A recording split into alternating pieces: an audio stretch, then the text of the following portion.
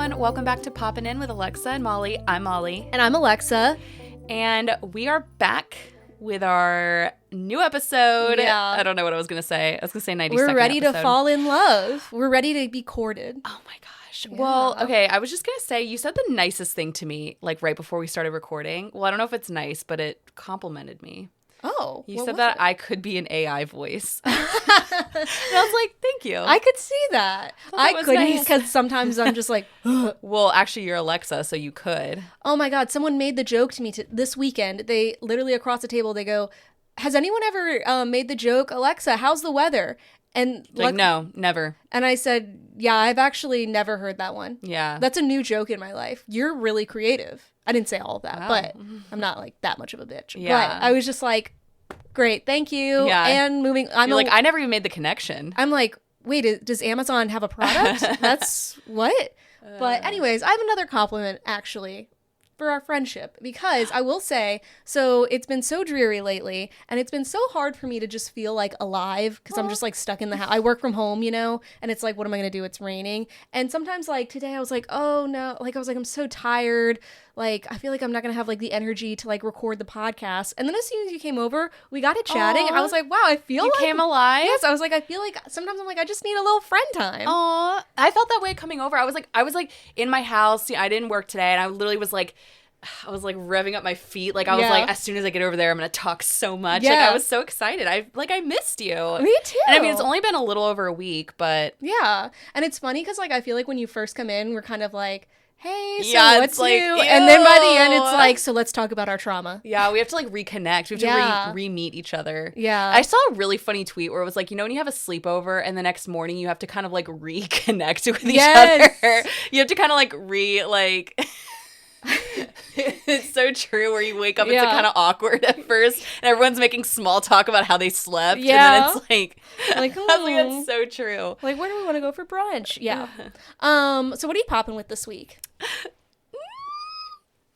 I'm popping with, and we're going to get into this later. Yeah. I'm popping in with Connor's story. I laughed so hard when you sent the text message of how you like got into like Heated Rivalry, Connor's story. Yeah. So I was like, it's just a very you thing, but we'll get into it. Yeah. But, yeah. Connor's Okay. story. I honestly am too. I actually like him better like without his Russian accent for some reason. I guess maybe because Well, he's you like said you hate a Russian accent. I don't know what it is. Even if you're like No, sorry to our Russian listeners. Yeah, if you're- I think you hate people pretending to do one. But even if they are, I feel like everyone's pretending, you know? I don't know Okay. what it is. I'm never like, yeah, that's a real... It's not an accent that can be easily, like, Yeah. toned down. Yeah, that's true, yes. You know? And not that I hate, like, people having accents. It's just Yeah. that, like, that one in particular, maybe because it's, like, so much in, like, media and, like, people are putting it on in a fake way It all makes the time. sense. Unfortunately, because you said that, it was all I was thinking about whenever he would do Oh. it. But I have more to say on that. I actually think he did a phenomenal Russian accent. He does. And I just love a good, like,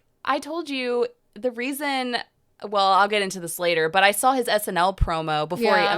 I obviously saw him on SNL too, and like his SNL promo alone, I was like, oh, this is gonna be a good episode. This man is funny. Like he's cute. He's funny. He is. And I love a good. And so the way to my heart is humor. That's like Yeah. the first thing I look for. And my husband's very funny. Like I'm saying my husband to the listeners. Obviously, you know, like I wouldn't just be Yeah. like my husband. I'd be like, oh, never met him. So I love like when a guy is funny, and I was like, oh, Connor's story. I didn't know. Yeah. Wasn't aware of your game. I know. I think we've talked about this before about how like all my like young crushes were just people who were funny, but like Yeah. probably the ugliest people you've ever seen. I'm like, Oh. I would like die for that man Aw. because they made me laugh. Like one time it was like literally the guy who got voted class clown. He actually flicked a bottle cap at my face, busted my lip open, and then I had to go, like I went to the teacher and she was like, "What happened?" And I said I hit myself in the face. Alexa, Because I was like- that's literally like never mind. But that's crazy. And I just remember her going, "You hit yourself in the face?" Also, you just start like stupid. Yeah. And I was like, I will not give up my love. No. Okay, was that's like, I evil. love- I don't like when boys were. Because I always had crushes on boys who were just like mean, Yeah. and I'm like, that's not good. Yeah, but that's how, when people are like, if they're mean to you, they have a crush on you, you know, and you think about it now and it's like, well. You know what? I have a really traumatic experience of that. Is I once told one of my friends, who I thought was my friend, I told her, I was like, this kid that I had a crush on, I told her, he's just mean because he has like, or I said that thing of like, oh, he likes me if he's mean or whatever. She went and told him that I said that. And then he said that to me. And I was like. How old were you? I was in middle school. Cut her. She's cut out. Oh, and every time I see her on like Facebook or whatever, I'm like, oh, you stupid bitch. You know what? I have so many people like that from my like, I hold grudges. I'm sure they are different because it's been 15 years, but I'll never forget. I hold a grudge over every single person who has done me wrong as a kid. Like even since I was in kindergarten. If you think I forgot, I didn't. There's like specific people where I'm like, this girl from like literally first grade, I know her name. I look her up on Facebook sometimes, just be like, she was so mean to me. And I'm like, what are you doing now? Yeah. I could name them right now. Yeah. But well, yeah, we won't. But maybe one day I will. Yeah. I'm popping with this week. It's my new period piece obsession is called The Empress. It's a German language. I've never heard of that. Show, and it actually won, I think, an Emmy a few years ago. There's only 2 seasons out right now, but it's got renewed for a 3rd. And I'm curious, when you watch foreign language shows, do you watch it with the dub or with the subtitle? I never watch dub anything. Okay, so I normally don't, but and the dub isn't like particularly good or anything, but you always say you normally don't, but then you give like, because I think Squid Games you watched the dubbed. No, we watched There was dub. Something where you were like, the dub Shogun, was actually I said, good. Yes, we accidentally got onto the dub, and I was like, actually, this dub is like, it took me a second to realize, you know? It's just funny, because you're always like, we normally don't, but this one was good. But for this one, like, sometimes I put on, like, because I'll be doing my, like, needlepoint or whatever, so I'm, like, not looking at the screen all the time, so then I'll put on the dub and, like, whatever. It is such a strange transition in your mind, though, so when I'm focusing on it, I go back to German language with subtitles to go from, like, sometimes I'm like, wait, are they speaking German or are they speaking English?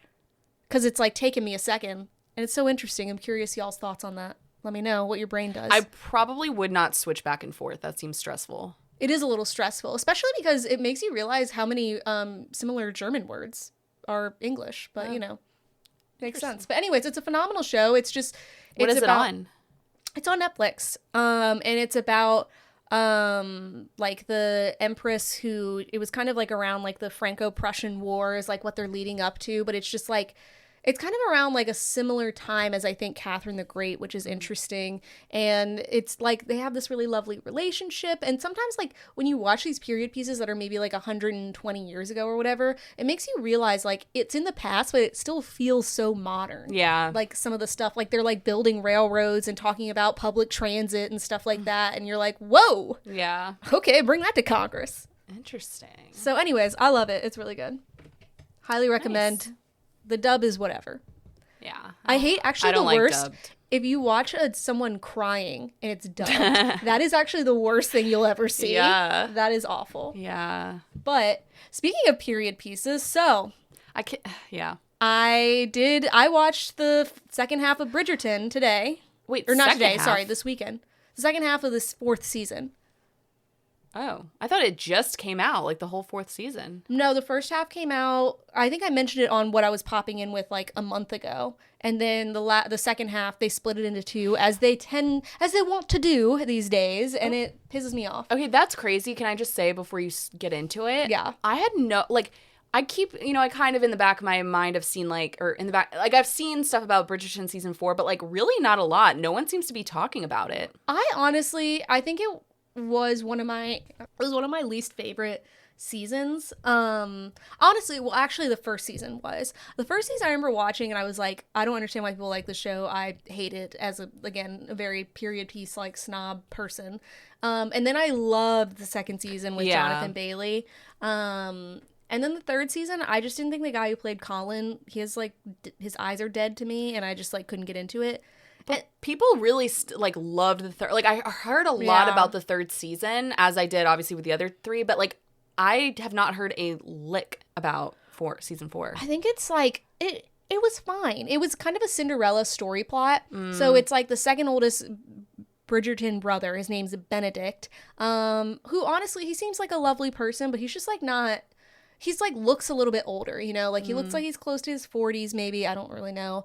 And he just is like, normally they have like a Bridgerton glow up is what they call it, Yeah. where it's like the previous seasons they're like kind of bleh, and then when it's their season, you know, they like Yeah. they get rid of the mutton chops and like whatever. Yeah. And he had like a little bit of one, but I was like, but it's like there's this one tweet I keep thinking about that's so basically, let me set it up for you. So he's at this ball, it's a masquerade, and the love interest, Sophie, is there, and she's wearing a mask, and she's like, oh, I can't talk to you, I also don't know how to dance, and like, it's like, oh, he's like fallen in love with her at this masquerade, and she disappears at like midnight, just like, you know, Cinderella or whatever. Come to find out she's working as a maid at one of the places and like borrowed a dress and like snuck into the ball, which is why she like, it doesn't know how to do any of the dances.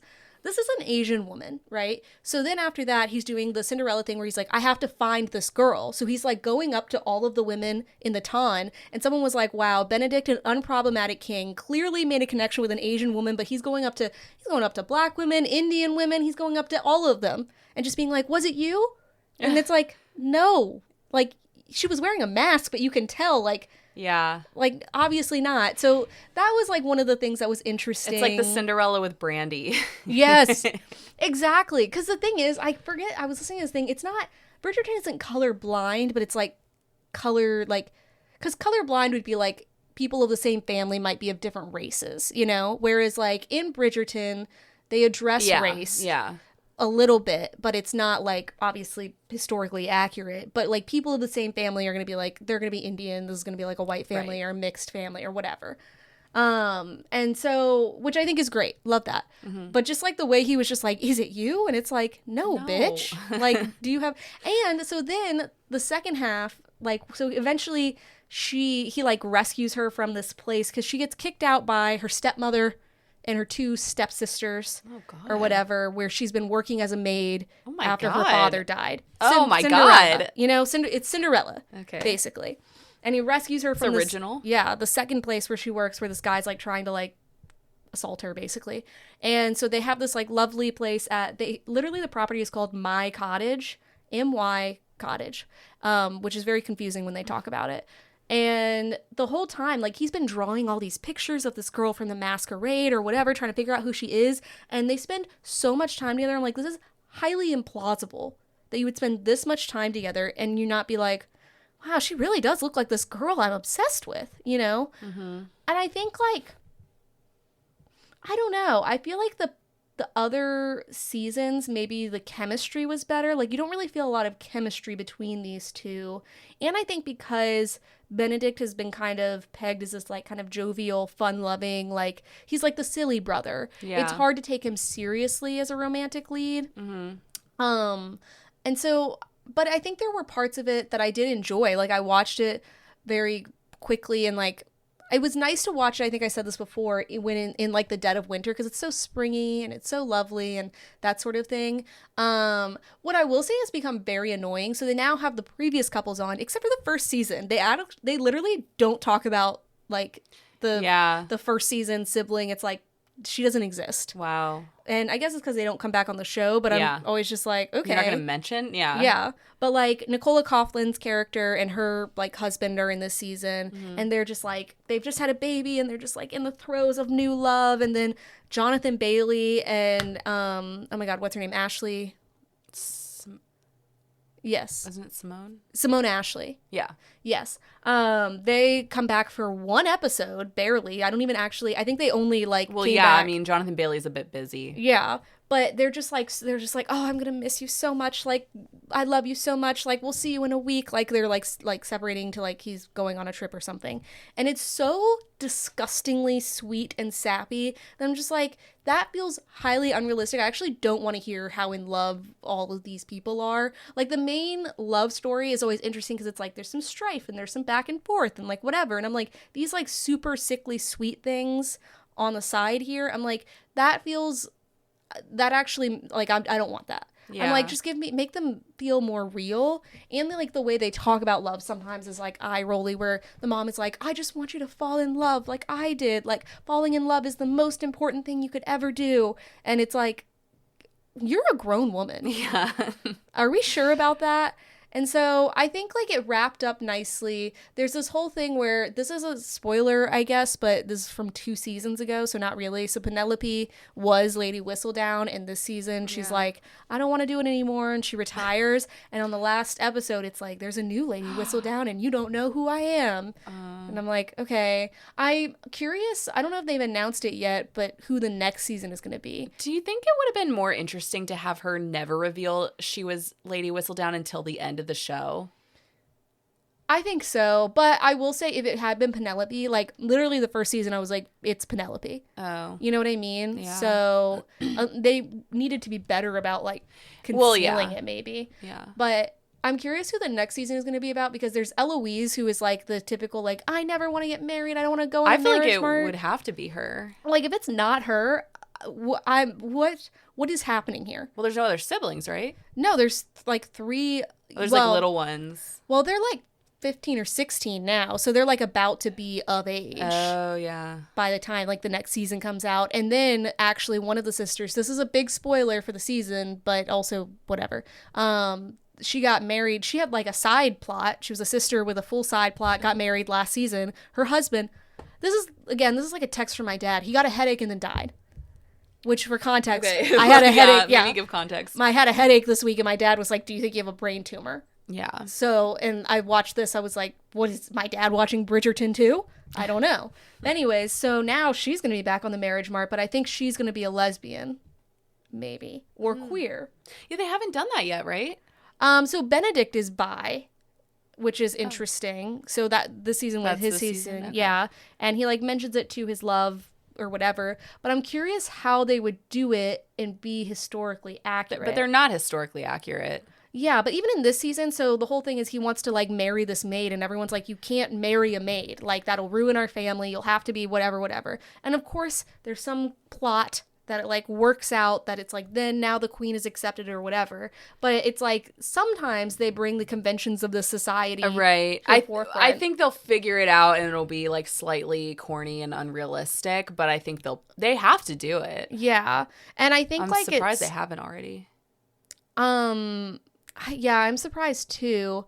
And like I will say like they are very good obviously about like the diverse representation, because it's like, okay, like even this season I think they had like a maid who was like missing her arm and was like, you know, she's just like a little side character or whatever, but they have like people of different backgrounds. And it's interesting because like the main family, the Bridgerton family, is obviously a white family, but they have like so many people of color like coming in and out and that are also like main characters in the story, that's great. So then like this like the like queer representation I think is definitely the next step, but it's just like a tricky step to maneuver, because like at least with like the aspect of race, they had like a little bit of history behind it where it's like Queen Charlotte was maybe like potentially a person of color, something in her ancestry, I don't really know, but anyways, so they use that as a plot line to be like she's like kind of integrated the court and like made a new whatever.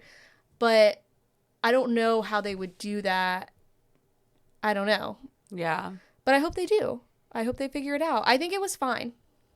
I don't know. The Jonathan Bailey season was my favorite, but it was like kind of a Pride and Prejudice season, apparently. Like an enemies to lovers type of thing. And I was like, makes sense why I love that so much. True. And then again, I love Nicola Coughlan. I love seeing her in this season, but I just like don't love the guy who plays her husband, whatever his name is. I don't know. Yeah. Well, interesting. Yeah. I, again, had no idea that it was even really out, so thank you for educating me. Yeah. And the branding behind this show is crazy. But I haven't seen any of that this season. Really? Yeah. I was at World Market, and they had a whole section of Bridgerton tea. And I was like, oh, what's happening? Wait, Matthew, this is like kind of off topic, but Matthew bought like Pillsbury like rolls, and he was like, he showed me they're Wicked themed, which like, hello, like why are we still selling Wicked? Yeah. No, they're regular, and you don't even really know it's Wicked except for there's just like a W. There's like a little bit of like a Wicked brand on the rolls like packaging, but we were just like, what is the? First of all, it's March. Like, why are we still doing Wicked sales? What if it's like Glinda and Elphaba's faces on the rolls? That I would appreciate. But they just But like, it was get just melted. regular. Yeah. Okay, but Bridgerton season 4. Yeah, and again, hot take, like, I'm kind of tired of the orchestral covers of modern songs. I mean, but that's the whole thing That's with the Bridgerton. whole thing, I don't but think I'm they're just going to like- get rid of that. I know, but sometimes I'm like, it's like every 5 minutes. I'm Yeah. like, okay, I get it. It's Rihanna. Then I we got some know. like Elton John or something. I'm like, they had Johnny Swims on here, or not Johnny Swims. What's the like? Oh my god, the one where it's like Lose Control by Teddy Swims. Teddy Swim? You guys know. Da da da da. You know what I'm talking about? Yeah, that's Yeah. interesting. But And I'm just like, okay, whatever. What is the music budget for this show? That's crazy. I don't know. It didn't really appeal to me, but I don't think you would That's like me. this show at all. I watched the whole first season. But Oh, did you like it? So when I watched it, I was like, oh, I kind of like it. And then by the end of the season, I was like, that wasn't very good. Yeah. And I was like, I don't care that people love the second season. I'm not watching it. Yeah. So I never went back. Yeah, understandable. But yeah, that's Bridgerton. So, okay, this is a show that I have a weird moment with this before you talk about it, because I had seen like a thing about how this show was like supposed to be made like a while ago, and then it kind of like disappeared and people forgot about it, and now all of a sudden it's out. And like I was sitting like in a restaurant one time and my friend was like, oh, that's so weird. There's an ad. Oh, Kelsey, shout out Kelsey if you're listening. There's an ad for The Burbs, which is like an old movie. Mm-hmm. And she was like, and I've been wanting to watch that. That's so weird that there's like a new show. And it's just like weird that anyway, it's not that weird because the show's out now. So I guess like it all makes sense. But I just was like, what is this show that everybody's like suddenly talking about? Are people talking about it? I was like, I really liked it, but I was like, I see ads for it a lot. oh, okay. I was gonna say, I feel like they sometimes, like, because it's on Peacock, and sometimes I feel like Yeah, they don't have great branding. yeah. And also, I've been kind of burned by Peacock recently, where I'm like, oh, they have these good like mystery shows, like what's the one with Stephanie Hugh that came out earlier this year? We talked about on the podcast where it's like everyone she slept with has died. Oh yeah. Stupid. It was so bad. Really? And then I started Ponies recently. I watched the first 2 episodes, and I was just so bored. Is that the one with Jason Bateman? No, What am I it's thinking of? it has Amelia Clark and Oh, yes, what's her yes. face from White Lotus. I wasn't interested in that. It was fine. It was Yeah. I like watched both 2 of them, episodes but and it was fine. So Peacock is interesting because there are some shows I've watched on there that I'm like, wow, I wish that this had gotten more attention because it's really good. But I Yeah. feel like Peacock just doesn't always do a great job of that. Yeah. But so this one I really liked it. I thought it was like, so it's basically, I think like The Burbs is kind of like a play off of like The Birds or whatever. Like it's supposed to be like a horror mystery type Oh. of, but comedy. You know what I mean? Yeah. Like I thought I- it was just short for suburbs. It is, but I think like the way, like when you Yeah. like The Burbs. Okay. And so it stars Keke Palmer, and actually it stars like a bunch of like other people I've seen from other shows that are comedians that they really do a good job. But I just have to say I love Keke Palmer. I think I would watch her in anything. I love the way she talks. I think she's beautiful to watch on screen. I also think she's very funny. But She is very funny. yeah, and basically the premise is her and her, like, she's a new mom, and her husband have just gotten married, and she's obviously black, and he's a white British guy, and they move into his, like, parents' old house, and across the street is a, like, big abandoned Victorian house that stands out because the whole place is, like, literally, like, a subdivision, like Hinkley Hills, like we're the safest town in America type of place. And the whole time she's like, you know, on maternity leave, and she's just like, what's up with this house? Something is up over there. And her husband's like, no, it's nothing, don't worry about that. And there's like, I think it's interesting because, again, it's important, like, noting that she is a black woman in this primarily white neighborhood, because they like touch on that like a little bit, but they don't overdo it because it's like not the whole premise of the show, but I think it adds like an interesting layer.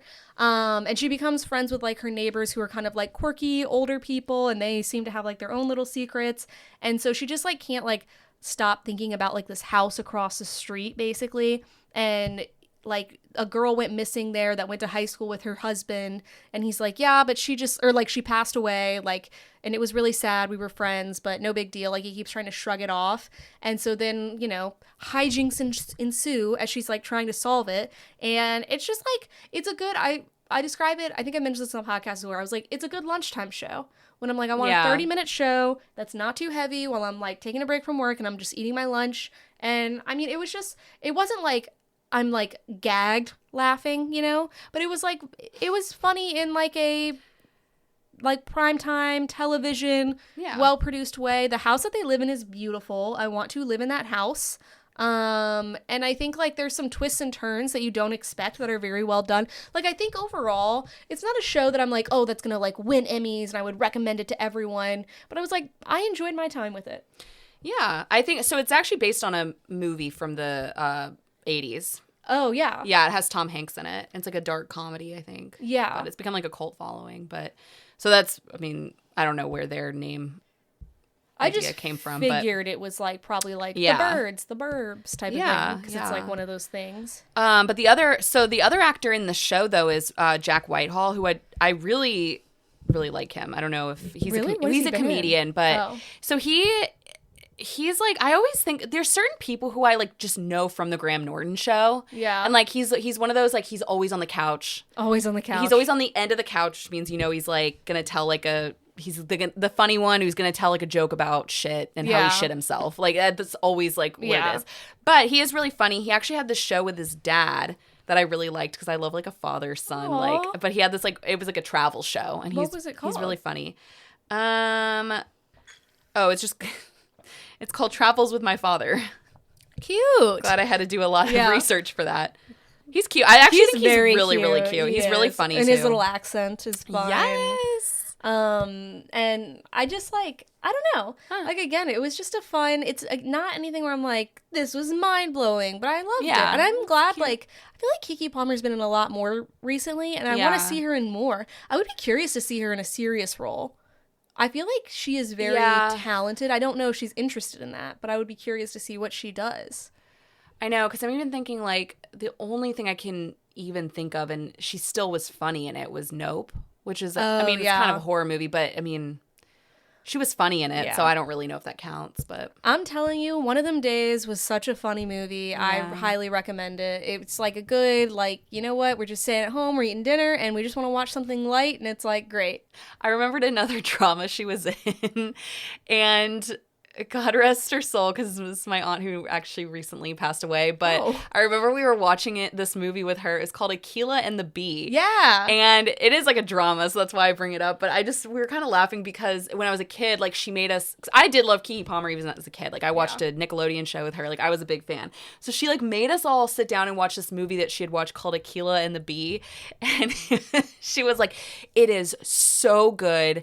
The ending will just blow you away. And it's like, she's like, the way they ended it was just brilliant. Like it's just like a kid family movie. It was it was like not that deep, but it was remember anything about it. It's like they both win the spelling bee. Okay. Like that's the ending. And I was like, wow. It's gonna be crazy. Yeah. It's gonna change I just everything. always think of that when I think of Keke Palmer. Also, that reminds me, one thing that I have a bone to pick with like a phrase on social media. I hate when people say something has changed their brain chemistry. Ew. People will say that like every 3 posts. It's like, this song changed my brain chemistry. This book changed my brain chemistry. No, it didn't. Were you on drugs while you listened to it? Because then maybe. Can I tell you what brain rot phrase I hate? When people put, well, yes. Ugh. Wait. Like, if they're talking, you probably don't see it. Because if you're seeing, I don't mean this in a mean way, but if you're still seeing, like, change my brain chemistry, I think you might be on a different side of, I'm just being honest, Alexa. I'm sorry. But be glad you're not on this side. I'm too online. Okay. I don't want to be this online. I feel like I've been trying to get my screen time down. I feel like I'm always online.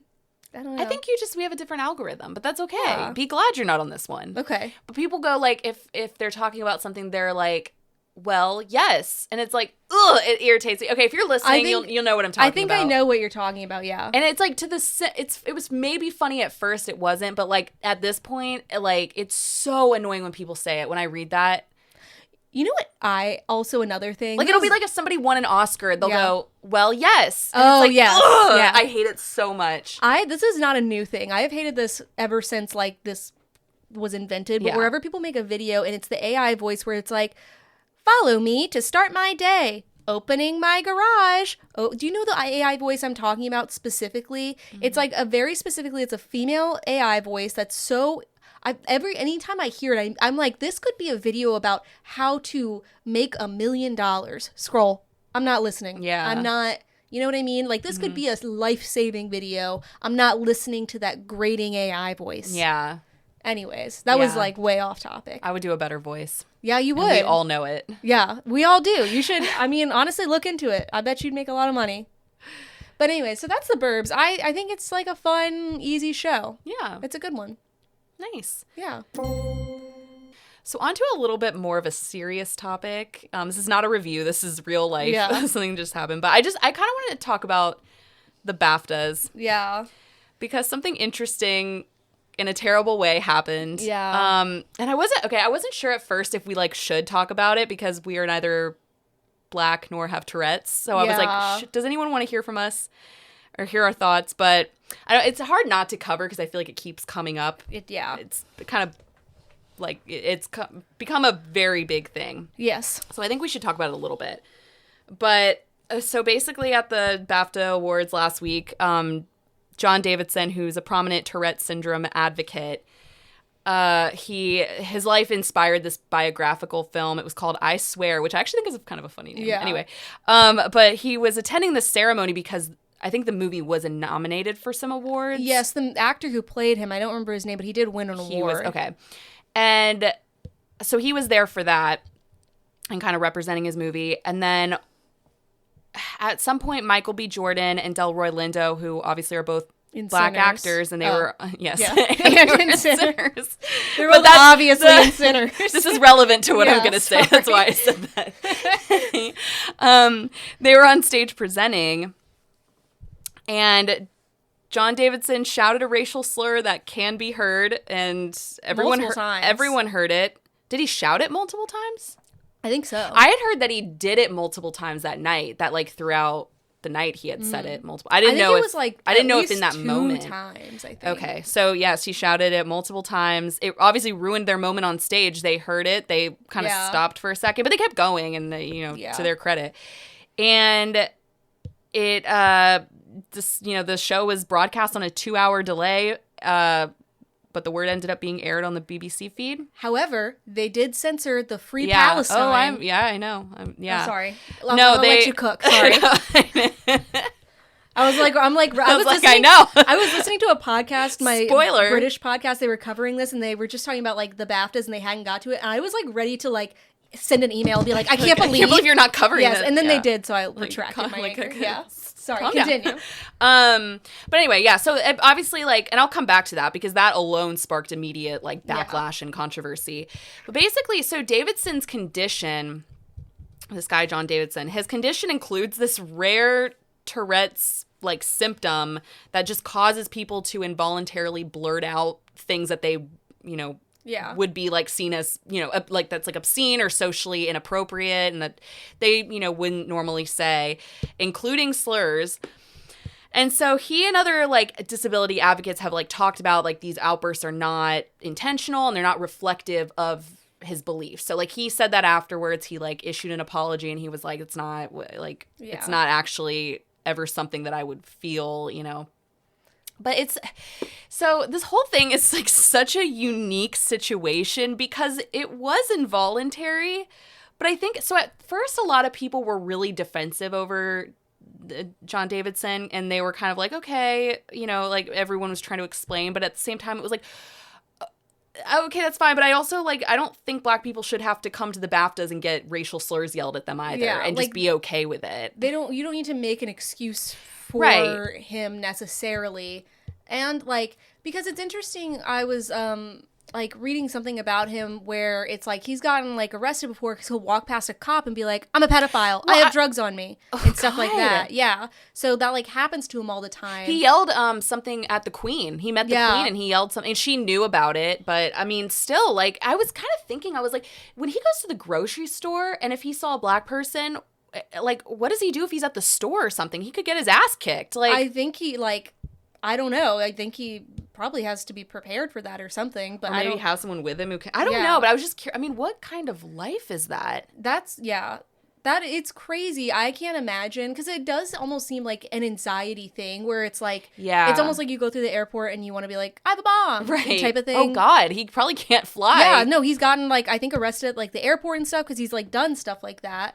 But at the same time, where are we with medicine though? Where we haven't figured out how to? I'm being so serious. Like, I don't know. Are we not a little bit more forward in the science of like trying to find a treatment for that? Like that's. I don't think so, because I think like Tourette's is very like specifically difficult because it's neuromuscular. So it's not just like fixing something like, you know, in the body, or like it's like not like comparable to MS, but like we didn't really have like MS treatments until recently because that's neuromuscular. It's like more complicated.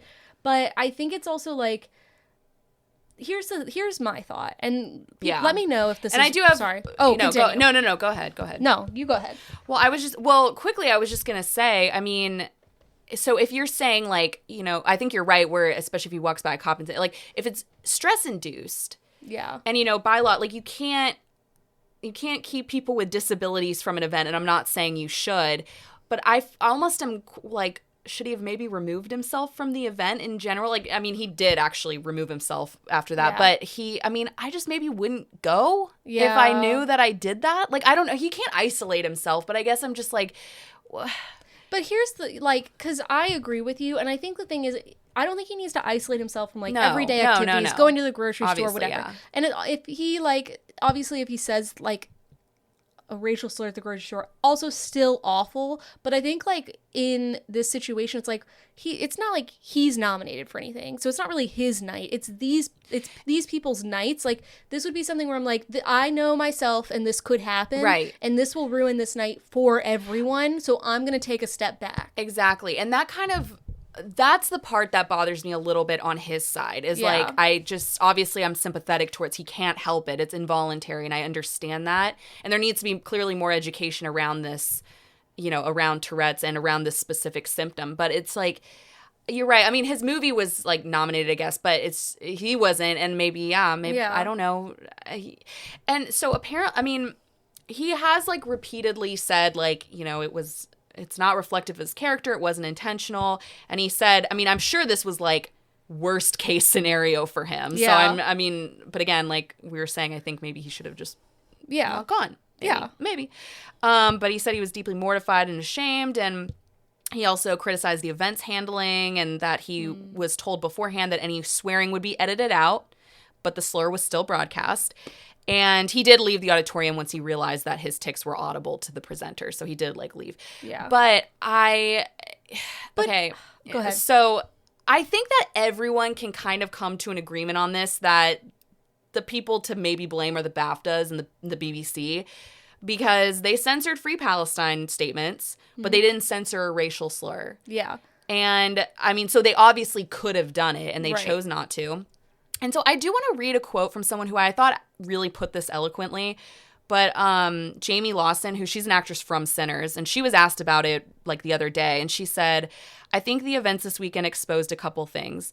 Institutionally, we still don't understand what inclusion means. Just because you invite someone into a space, but you don't provide the necessary resources to keep them and everyone else in that room safe by them being there, that's not inclusivity, that's exploitation. Mm-hmm. And then she said that man's disability got exploited that night, and it led to multiple offenses. That's the BAFTA's fault, and then the BBC to air what they aired is careless and not like some haphazard accident. A real lack of care was exercised for those two black men. Yeah. And it's true. And it's like what you were saying about him being like, you know, his disability was also, exploited.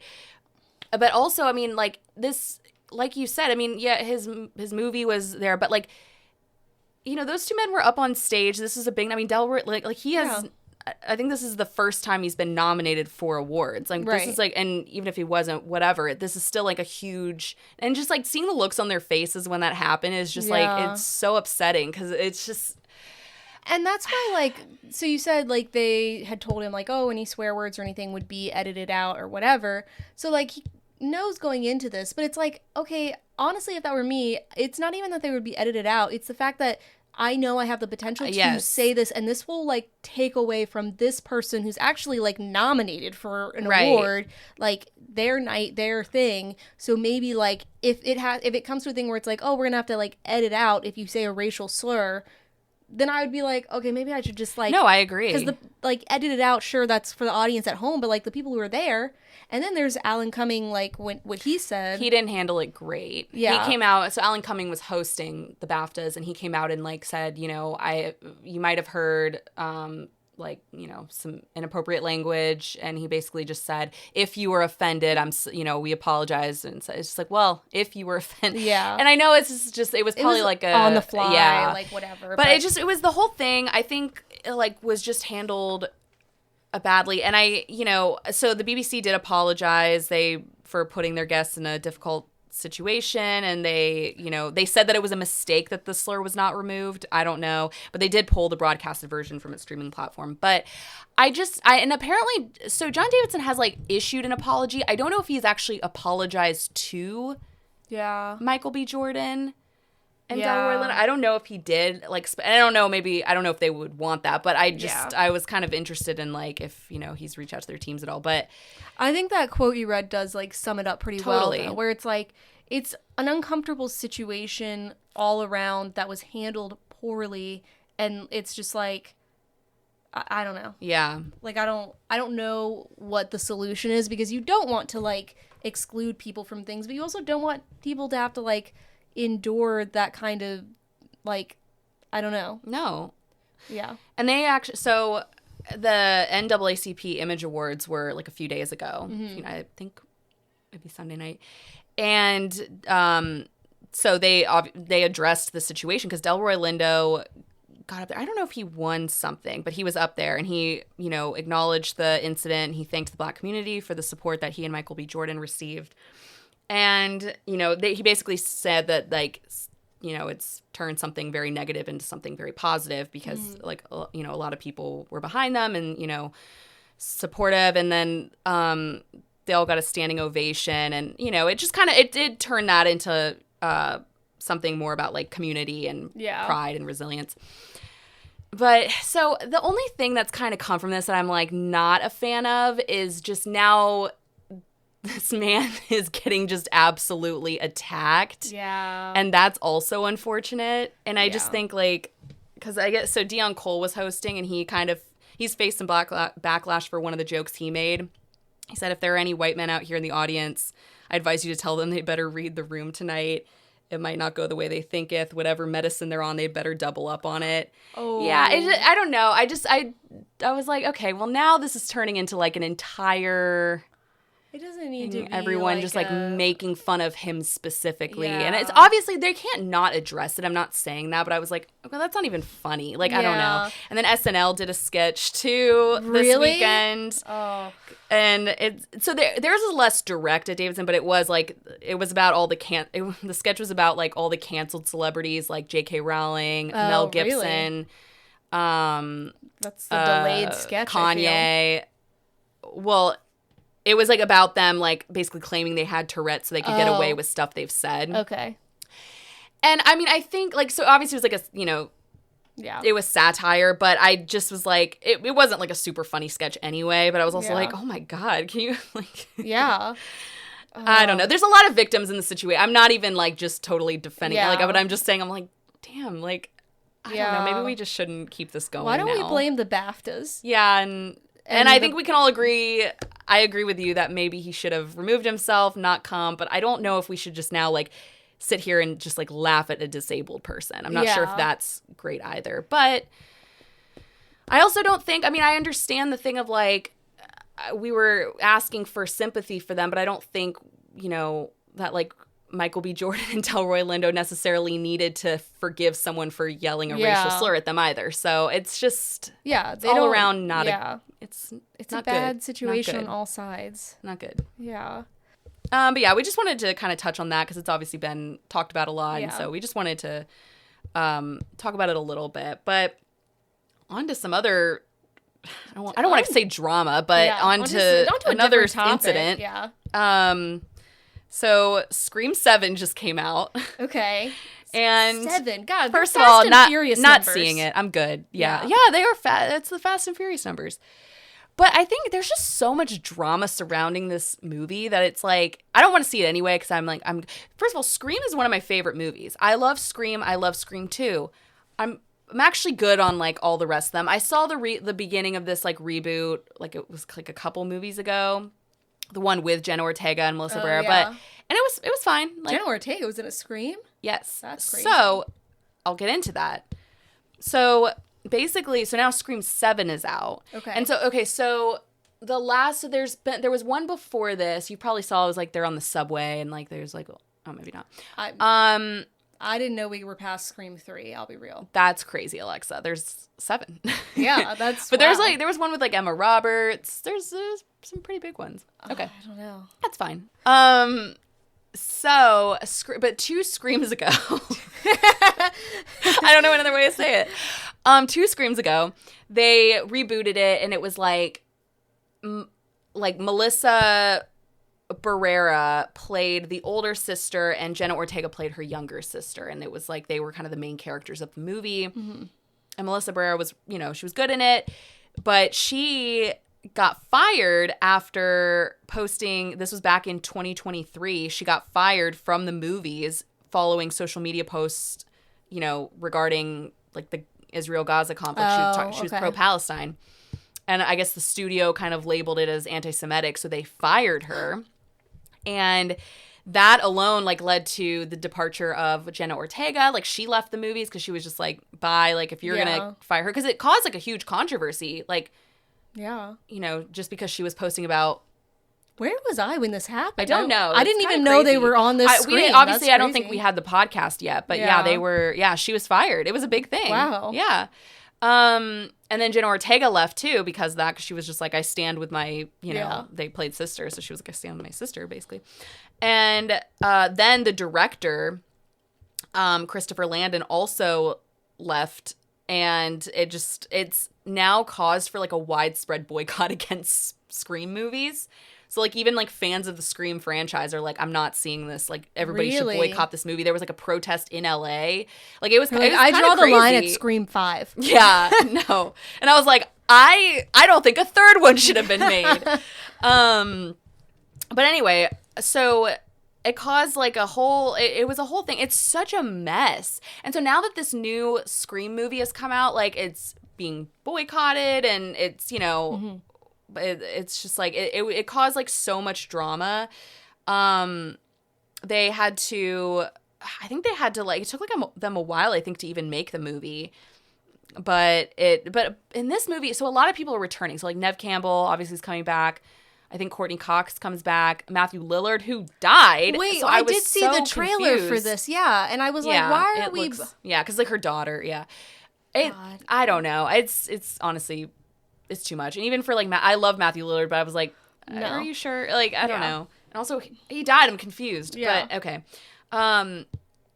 And so, but I mean, like, I guess despite the boycott, it did do pretty well at the box office. So it opened with $64 million domestically, which exceeded projections, and it became the biggest opening in the franchise's history, which is surprising to me, but okay. But it has gotten bad reviews. It's like the lowest rated movie of the franchise. I think it has like a 36% on Rotten Tomatoes. So yeah, not great. But I kind of had to talk about it. And then, so Anna Camp, I don't know if you know who she is, but she's an actress in the movie. Oh, that sounds so familiar. I literally just saw this today, and she's from Pitch Perfect. You've probably seen her. She has blonde hair. Oh, Anna Camp, yeah. So she's in the movie, and she posted on her Instagram story, she reposted something where it was like, despite the boycotts, despite the protests, like this movie still like, basically talking about how well it did at the box office. This movie still screamed. And she posted it on her Instagram story with the song, like, Karma by Taylor Swift. So it's like, okay. And then so people were kind of attacking her because they were like, girl, I don't know. But it was just like she was getting attacked, and she ended up having to remove it. Yeah. And then she tweeted, I just saw this today. She tweeted, she was like, I'm sorry, I didn't know what the post meant. Like, it's not my beliefs. And it's like, what Boycotts did you think they were talking about? Yeah, wait. That's crazy. I don't know. She probably meant it. She's probably like, haha, and like, but somebody was like, girl, take it down. Yeah. Like, again, if I were a famous person, I would be hiring someone to do my social media or something. I would never be posting anything. Also, you're new to the franchise. It's not like, who are you defending? Like, yeah. I don't know. I would be pulling a Beyonce where it's like only marketing posts. Nothing real. But it is insane that Melissa got fired, though, because, I mean, she was supposed to be a huge, like, I guess, like, the main character of the franchise, and it would have been good. Like, she was good in the one that she was in. I think she was in 2, and then she was fired. But, yeah, it's just a mess. It's such a mess for a movie that's, like, not worth it, too. Yeah. Like, you know when it's, like, there's drama, and it's, like, okay, but it's also drama around a movie that's just, like, not that good, and you're like, all right, God. Like, literally, what is this the proper phrase? Like, let sleeping dogs lie? But like, they're not, I mean... They're just all... Because they do well. I mean, it's doing very well, but so they're not going to let it lie. I'm sure. I heard that they're already working on an 8th one. Oh, my God. An 8th one? Yeah. They're like, we have ideas for it. We talk about this all the time. I'm over the reboots. I'm over the series, whatever. We just don't need it. Well, I saw the preview, and it's like, it's just... I mean, it's obviously a slasher movie, but it was just not even scary looking. It was just kind of... And the thing is, like, I wouldn't call...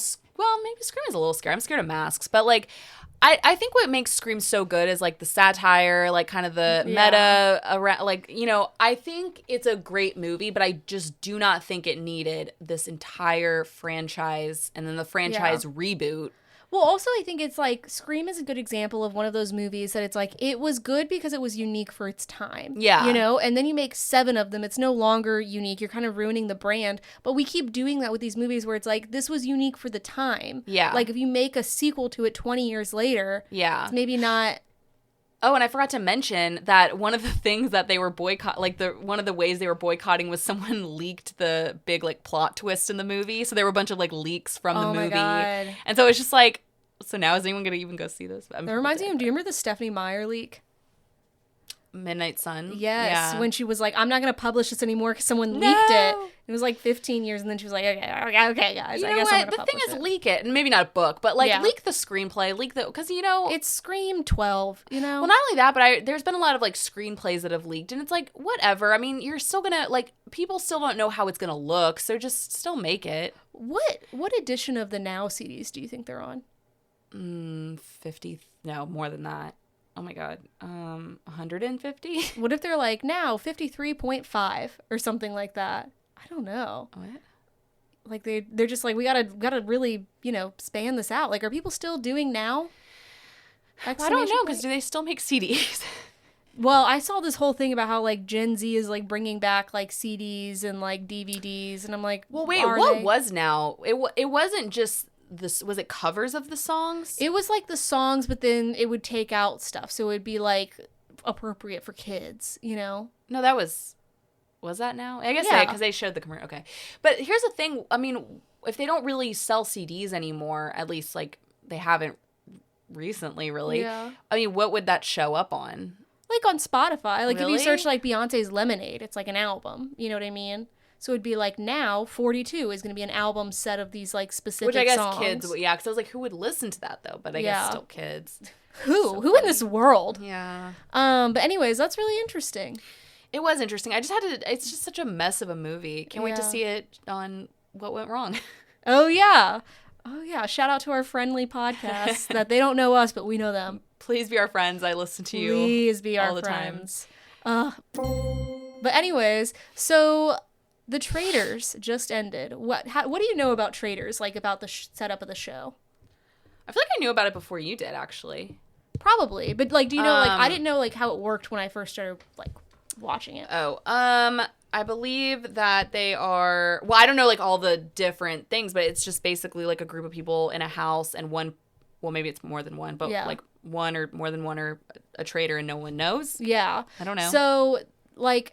And I think it's interesting because I watched a show called The Mole, which is like a similar premise, except it's just like randos, but nobody knows who the mole is except for the mole. So like, and I bring back The Mole. It's great. Chris and I love it. Tanya loved it. And you find out at the end like who the mole was, but it's like they're kind of like deceptive, whatever throughout. Anyways, we're not talking about The Mole. Traitors is like, so they get all these like kind of like it's basically like the Marvel Cinematic Universe of Peacock. So they had like Olympians on this season. They had a bunch of housewives, Survivors people from Love Island, which is what got me watching it. Because it was like one of the people, Rob from Love Island, was on it. Mm-hmm. And Maura, which we'll get into.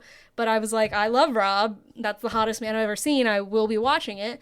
And so basically, yeah, they're in this like castle, which they don't even stay in the castle. Shout out to Tanya, Liz, and Ty. They were in a group chat and they told me so much. They stay at like basically like a Holiday Inn a few miles away. That's and then so they have funny. to like get bust to the castle Why every wouldn't morning. They just stay at the castle? I don't know. I don't know if it's like actually one of those places that you can stay. Like I don't know if it's just like set, you know.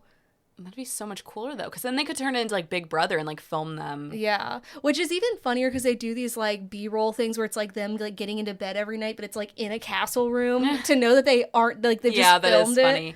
I feel like I would like this show because it reminds me a little bit of like Clue. Like I feel like it's Clue vibes. I will say it's probably, if you are a big reality show person, it's probably even more fun because like I tried to watch it before and I didn't like care about it that much. Like I was trying to get into it, but because I knew like even like 2 people on the show, I was like, okay, I'm into this. And basically, yeah. So it's all these people. It's like this time there were 3 traitors to start with, and then a secret traitor, which was Donna Kelsey, Travis Kelsey's mom, which I don't even know if she's in the Peacock world, but whatever.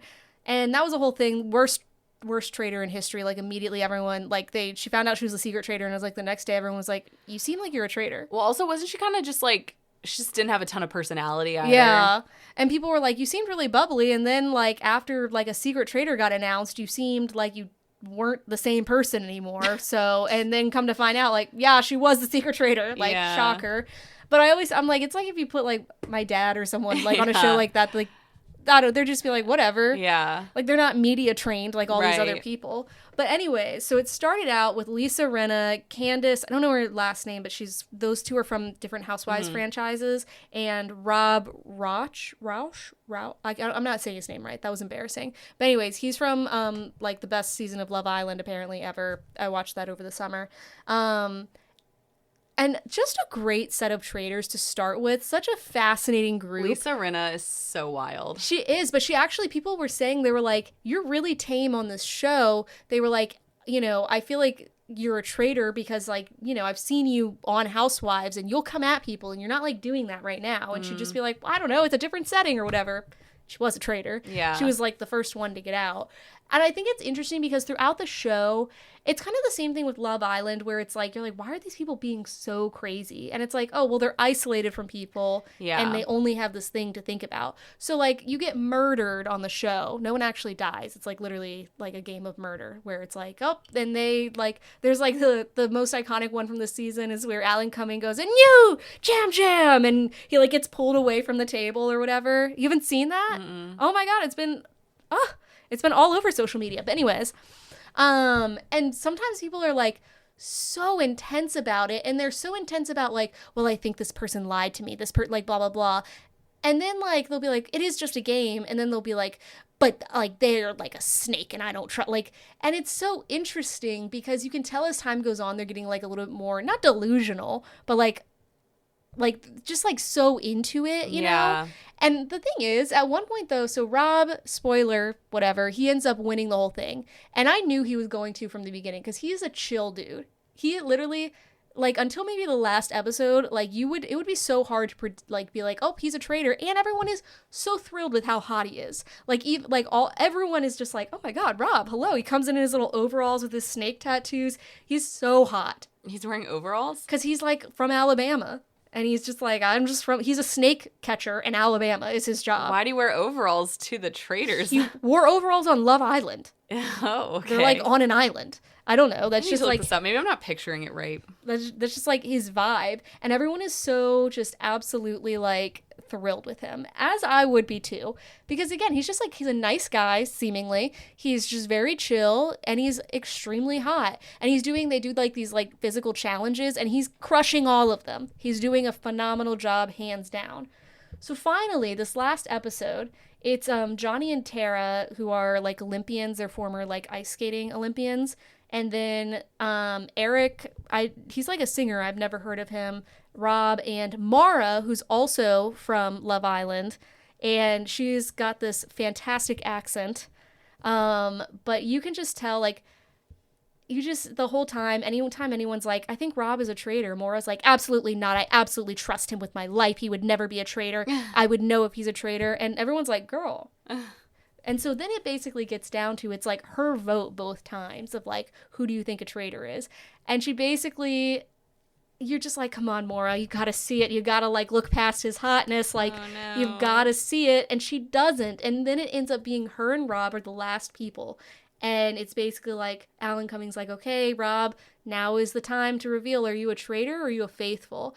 And I'm just like, I was so locked in because I was like, I have to see the expression on her face. And she's like standing there. She's like kind of like gritting her teeth. She's like, because this whole time, like she knows she's going to look like a fool if he's a traitor.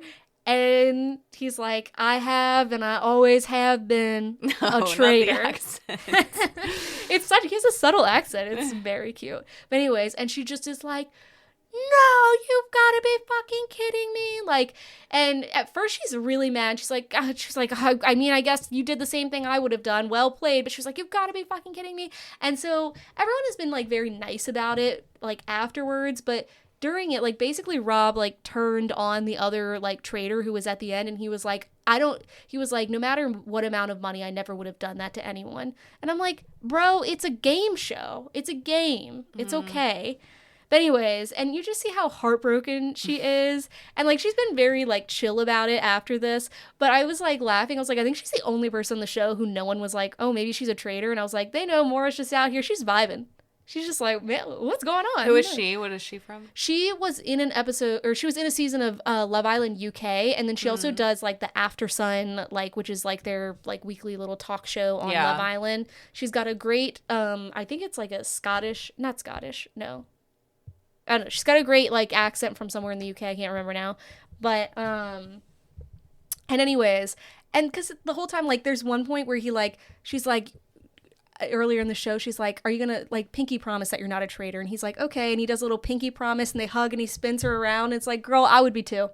I'd also be like, nah, that's my man. Yeah. That's my man. That's so funny. And so anyways, and Tanya, my friend Tanya, friend of the pod, Tanya, and like our little group chat, they were like, yeah, sometimes it's kind of like sad when a traitor wins because you just realize like how devastated everyone is to have just been like duped for 2 weeks. And it like wasn't as satisfying. Why is it devastating? Like it's not real. It's not, just a game. I think it's because like they don't really have their phones or anything. So you're like spending 2 weeks with these people, building these relationships, and you're like really looking like I think you really bond with these people. And so then I think at the end to find out like, oh, this person has been lying to me for 2 weeks is kind of just like a. But are they doing things behind their back? Like are they doing things to like are they talking shit about them? Or are they like what is it that they're traitoring? They're like, every episode they have to decide like 1 or 2 people who they're going to murder. And then they also, sometimes they have to do like murders in plain sight. Or sometimes like, it'll be like they are steering conversations where it'll be like if someone's like, oh, I think maybe Rob is a traitor. And then Rob finds out and he's like, actually, I think maybe it's Candace. And like, he's like really convincing you of these things. And you think you're like just so you really feel getting, like it's fake. Yeah. Then Building you're like, this trust. Yeah. And also Maura, I don't know why they clipped her this way, but 3 times in the like last episode they did a clip where she's like, I've been cheated on by like every boyfriend I've ever had, so I have a lot of trust issues. And then I'm like, well, it ain't getting better, honey. I'm sorry. But anyways, he's so hot and I love him. It's not real. Yeah. And he also is very funny because everyone's like how chill he is, and on like his season of Love Island he was not chill. He was like he was so funny and how ridiculous he was. And his last line, he was like, yeah, so after this, I just want to, like, live a quiet life on a farm. And he was like, and find a nice girl. And he goes, hopefully hasn't seen a lot of TV. And I was just like, I think you'll be fine, Rob. I think you'll be great. Yeah.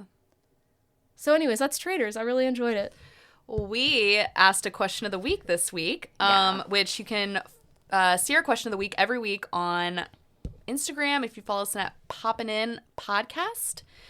We post our question of the week every week, and we ask some fun little questions, so make sure you have our notification. Yeah, ring that bell for us.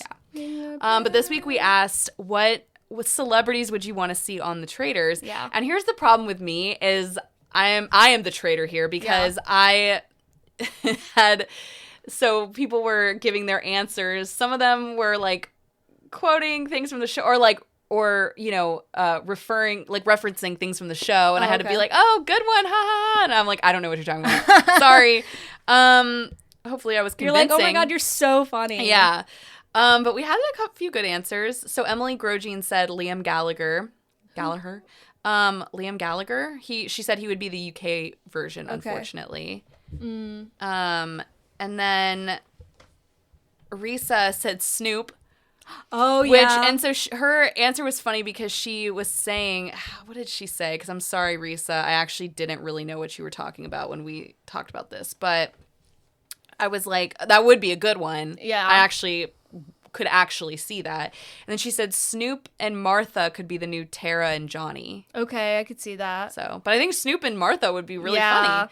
I think Snoop would. Although I don't, and I mean this respectfully, I don't know if they're maybe too old. Like they might pull a Donna Kelsey, but they've also been in the media Snoop for would so be long. good. Maybe Martha not, but I think Martha Yeah. has, the problem is Donna Kelsey, and I didn't even watch the show, but I just know she just doesn't, like I've seen her in interviews before, and no offense, but like I'm not sure why people are interviewing her. She has like no personality. Yeah. She was like, I remember when she would be asked about Taylor Swift, she was just like, yeah, she's fine. I met her. Yeah. Like, she's just, like, not very charismatic as, like, her sons are. Yeah. And so I think they maybe thought, like, by having her on, it'd be the same as having, like, Jason Kelsey on. Yeah, and it's like, I could see that. And then, let's see. Carrie said Stassi Schroeder. Okay. That'd be good. Yeah. And then Eric said SZA. Okay. I don't know. I think she'd be funny on the show. Yeah. He said if I watched faithfully. Yeah. Kiki Palmer. Yeah. Yes. Who would yours be? I keep saying Jake Shane. He's like an influencer. I don't really like him. Really? I would like him or well, I guess she's like not canceled now, so I mean, Tyra Banks would be wild on Traitors if she weren't Oh if it my weren't God, for her yeah. like issues that she's having right Absolutely, that would be a good one. now. Or like Stacey London. Actually, they would be the Tara and Johnny. Stacey London and whatever the guy's name is. Yeah, I don't know what the Tara and Johnny mean, but yeah. Yeah. Well, they're like Olympic ice skaters who present together, but they're like also best friends, and I'm like really obsessed with him now. But anyways, they're like gold winning Olympians or something. I don't know sports, so sorry Tara and Johnny, if you're listening. You did a really big thing and I just was like, yeah, they did a sport or something. Remind me to tell you something after this. I would have New York Tiffany Pollard. Oh, okay. I think she would be so like she would be really bad but like so funny. Yeah, I could see that. She'd be so mean to everyone too. Like she would be so crazy. Or okay, this is unhinged, but Abby Lee Miller. Yeah, I knew you were gonna say You that. knew that? Yeah, I know you. What? Yeah, crazy. Is it only reality TV people? No, I mean, or it's like mainly, like, athletes, but yeah, it's mainly like Peacock associated people. So like athletes, like it's like people who are in the Olympics, which is also on Peacock. True. Yeah. Stuff like that, or like Survivor.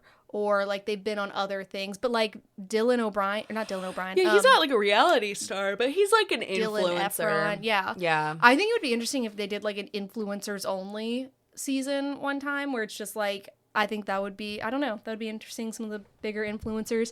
They're doing a real person one for the U.S. coming up. But I think it's a spinoff. I don't think it's, like, the Traitors. You know, I was just reminded of when you said influencers. And, yes, I did see that. There was a show that, I want to say, who was it? It was like it was like back during the YouTube era where it was like Tana Mojo and like Gabby, God, what's her name? I can't think of anyone's name, but she's the one who had the mental breakdown. Yeah, I know who you're talking Gabby about. Hannah. But there was this guy, and I cannot remember who it was, but he had like this kind of mini like web series about, it was like similar. It was like where it was like it was scripted, but it was like they were all in like a house, like they were all like, Like, it had Traitors vibes. Oh, like, was it the influencer house thing that they did? Where No. it's like the hype house? No. I'm okay. talking. This is like a scripted web series where you okay. had like a bunch of like YouTubers. Yeah. They weren't really like influencers at the time, but it was like Tana Mojo, like Gabby Hanna, and it was like, I forgot what it was called. It was like Escape the Night. It was something about escape, but it was like a similar vibe. So I could see if it was like that. If during that time they had Traitors, like that was like that era's Traitors. I can't speak anymore. I'm tired. Well, we're doing a podcast. I know. So. Well, it happened during it. Okay, Yeah. I can't control it. But yeah, that's interesting. Yeah. So you're onto something new lately. I can scream again. Yeah. Scream 7. This is our next scream. Okay, so obviously Heated Rivalry came out like a little bit ago, but like we're just now. You know what though? I don't feel late with this. Yeah, it's not like it came out. I feel like I'm just in time. Like I feel like I'm here at the peak of it, sort of. Yeah. It's not like you're like, hey, I found this new show called The Office. Right. Like then I'd be a little like. Yeah.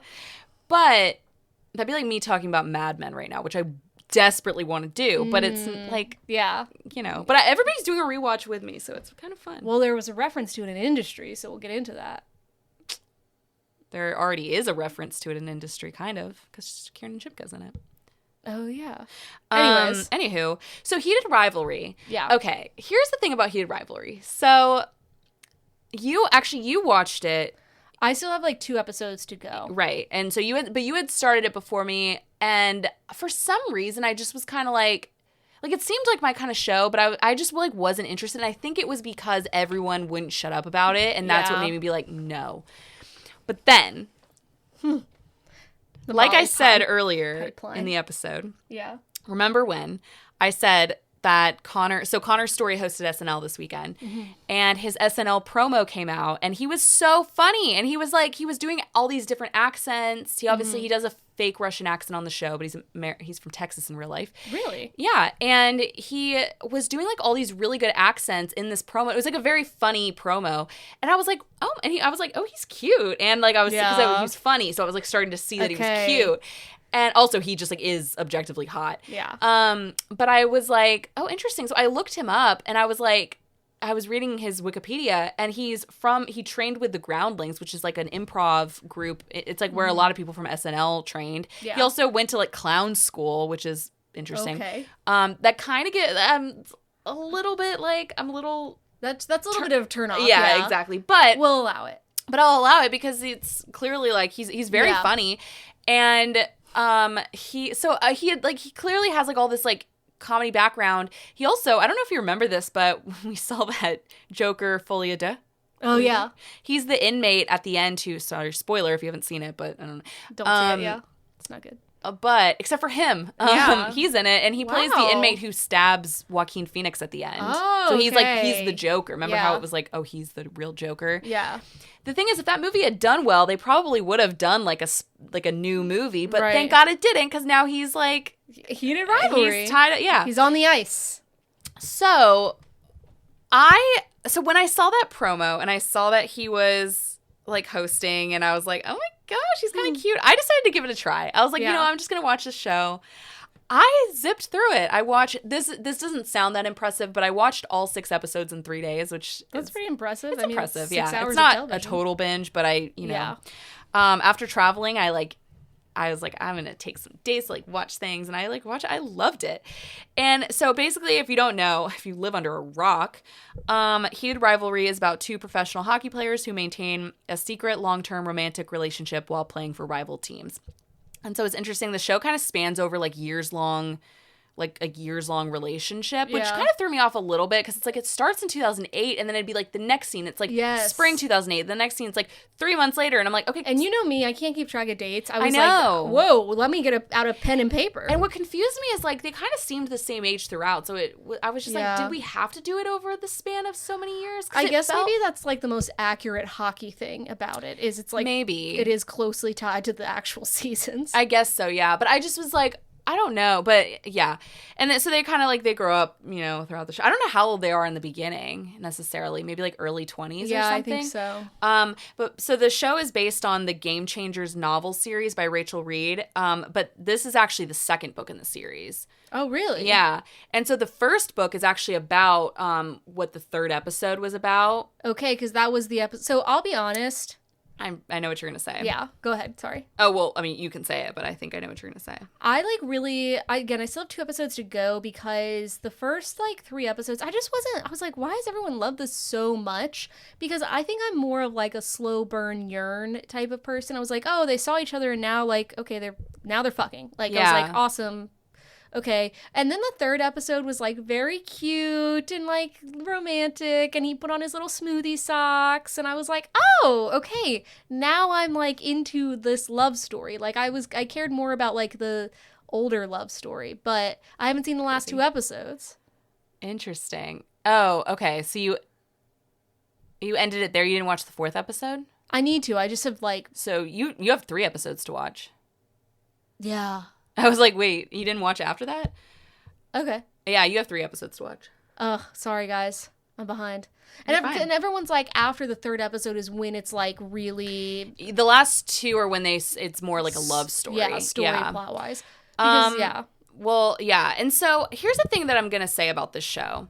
I think the writing is okay, but I think what really makes the show work is the chemistry between the 2 lead actors. And so it's Hudson Williams plays Shane Hollander, and Connor Story plays Ilya Rozanov.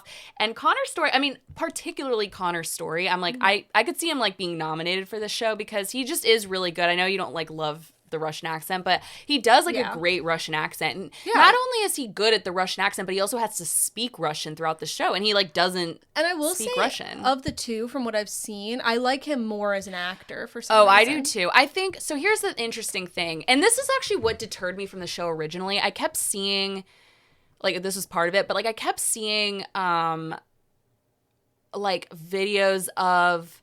Like, I thought Connor, you know, I just didn't really notice Connor again until this SNL promo, but I kept seeing Hudson Williams, like, in videos, and for some reason his personality, I just was like, Yeah. And even now, I've been watching a ton of interviews with the 2 of them, and I will say, like, they're, like, best friends in real life. They have great chemistry. Their interviews together are really cute, but I just don't, like, love Hudson's personality. Yeah. Whereas, like, Connor's very cute. They're kind of the opposite of their characters. Like, okay, I could see that. Yeah, Hudson's, like, really, like, he's, like, deadpan. He's very, like, he never smiles. It's kind of just, like, always this thing. And he's, like, super dirty. Like, he's just, like, always, like, just constantly, like, just dirty. Like, making dirty jokes. Okay, I thought you meant, like, he didn't bathe. I was like... No, he looks like a very clean man. He's... I was like, wait a second. I think he's, like, they're both, like, beautiful men. I just don't, like, love Hudson's personality. Yeah. But I do think... But the interesting thing is, like, he's so different in the show. And I do think his acting is good. I think Connor's really good. And like I can tell Connor's gonna be a star. You know what I mean? Yeah. Oh, for sure. He definitely is. I think I can see him already. Like, if this were one of those games where it's like you can see the 2 things like going up, like I can see his is like rising a little bit. And faster. Not that Hudson shouldn't be, because he obviously is a good actor if he's able to be like, he's so different in real life. Like, it kind of surprised me. But like, I think Connor is, I mean, clearly if he's like already hosting SNL, he's obviously very funny. But what made the show really work was the chemistry between the 2 of them, because, like I said, the writing's, like, okay. There's nothing really, like, super, you know, special about it. But they're just so, it's, like, their story is so beautiful. And it's also, the thing I was expecting coming into this show was, like, I thought it was going to be, like, a little toxic or something, and it really wasn't. Like, they have a really nice relationship. It's just obviously complicated because they're, you know, until the 3rd episode, there's no openly gay men in the NHL, so it's like they're having to be secretive. Also, Connor's from Russia, so it's like there's like a lot of it's complex. I laughed. I think it was on NPR. They were doing an interview with the author, and then they like also did an interview with like the chairman of like the NHL or whatever, and they were like, so like, do you think that like this show is gonna like make a lot of changes for like the NHL and like you know, just like the culture? And he just was like, no. And like not in like he was just like, no, like it's a show. Yeah. You know, he was like, I think if like there's gonna be cultural changes, it has to happen like in real life. Oh yeah. But it just like he was just like It's interesting. he was but just like yeah. he was like probably not. But I also laughed. I think it was Giggly Squad where they were like, you can tell that this is a show about sports for women, because they were like, I watched that whole thing and I learned nothing new about hockey. That was actually gonna be my kind of one of my few complaints about the show. And I can't believe I'm saying this, because a big thing for the show is like, it seems like the kind of show I would like, but I was also like, I don't care about hockey, and everyone would be like, it's not about hockey at all. Like, it's really just about the two of them. And I'm here to say, I actually think it could have used more sports. Really? Because I think it would have, like, I would have liked to have seen more, because the first scene, I mean, you only know they're rivals based on dialogue. Like, you don't know, you don't really see them on the ice too much, and apparently they don't really skate well, apparently, but... I mean, because first of all, Connor had to learn Russian in 2 weeks or whatever, so like I don't really blame him for not knowing how to ice he's skate. from Texas. He's not like, I've been ice skating. Very true. And so I think it's just interesting because I think it actually could have used, I think it would have elevated the show a little bit more if they'd actually shown more hockey. And not that I want to see too much because I don't care about hockey, but I also like... I feel like we barely saw them play, and I just wish we would have seen their rivalry a little bit more on the ice. And the thing is, like, because I feel like Ted Lasso did a really good job of showing the sport as well as, like, character development and furthering the story. Because that's what Chris always has to say to get me, like, I remember with Ted Lasso and like various other sports adjacent shows, he's always like, okay, so I have a show for you. He was like, it's about soccer, but it's not about soccer. And he always, and I'm like, okay, now I'm interested. And I think like also from like what I've watched, it made it kind of confusing because sometimes they'd be playing a game and they'd be like, there was a big game that like, oh, they lost to each other or something. I'd be like, what? This show is very fast paced, like the pacing, and because it takes place over the span of like years. But I was kind of like, wait, what game are they playing? What, like, and I don't know. But I think it could have, and it was only 6 episodes, so you know, maybe next season they'll show more. I don't know, but I just feel like it could have just like elevated the story a little bit more if they'd shown more of the hockey. Which I can't believe I'm saying that, but do you know what I mean? Yeah, I just think like. It is what they do, so I'm surprised they didn't try to show more, even if they used, like, stunt doubles or something. If I'm sure they're doing another season. They are, yeah. Is it going to be the same characters, or is it going to follow, like, the book? Like, I don't know. I mean, because I have a feeling it'd be them. I think fans would want them, so I think they'd probably stick with them. Although it ended, I don't know. Like, wrapped That's up, a good right? question, actually. So here's the other thing I kind of didn't love.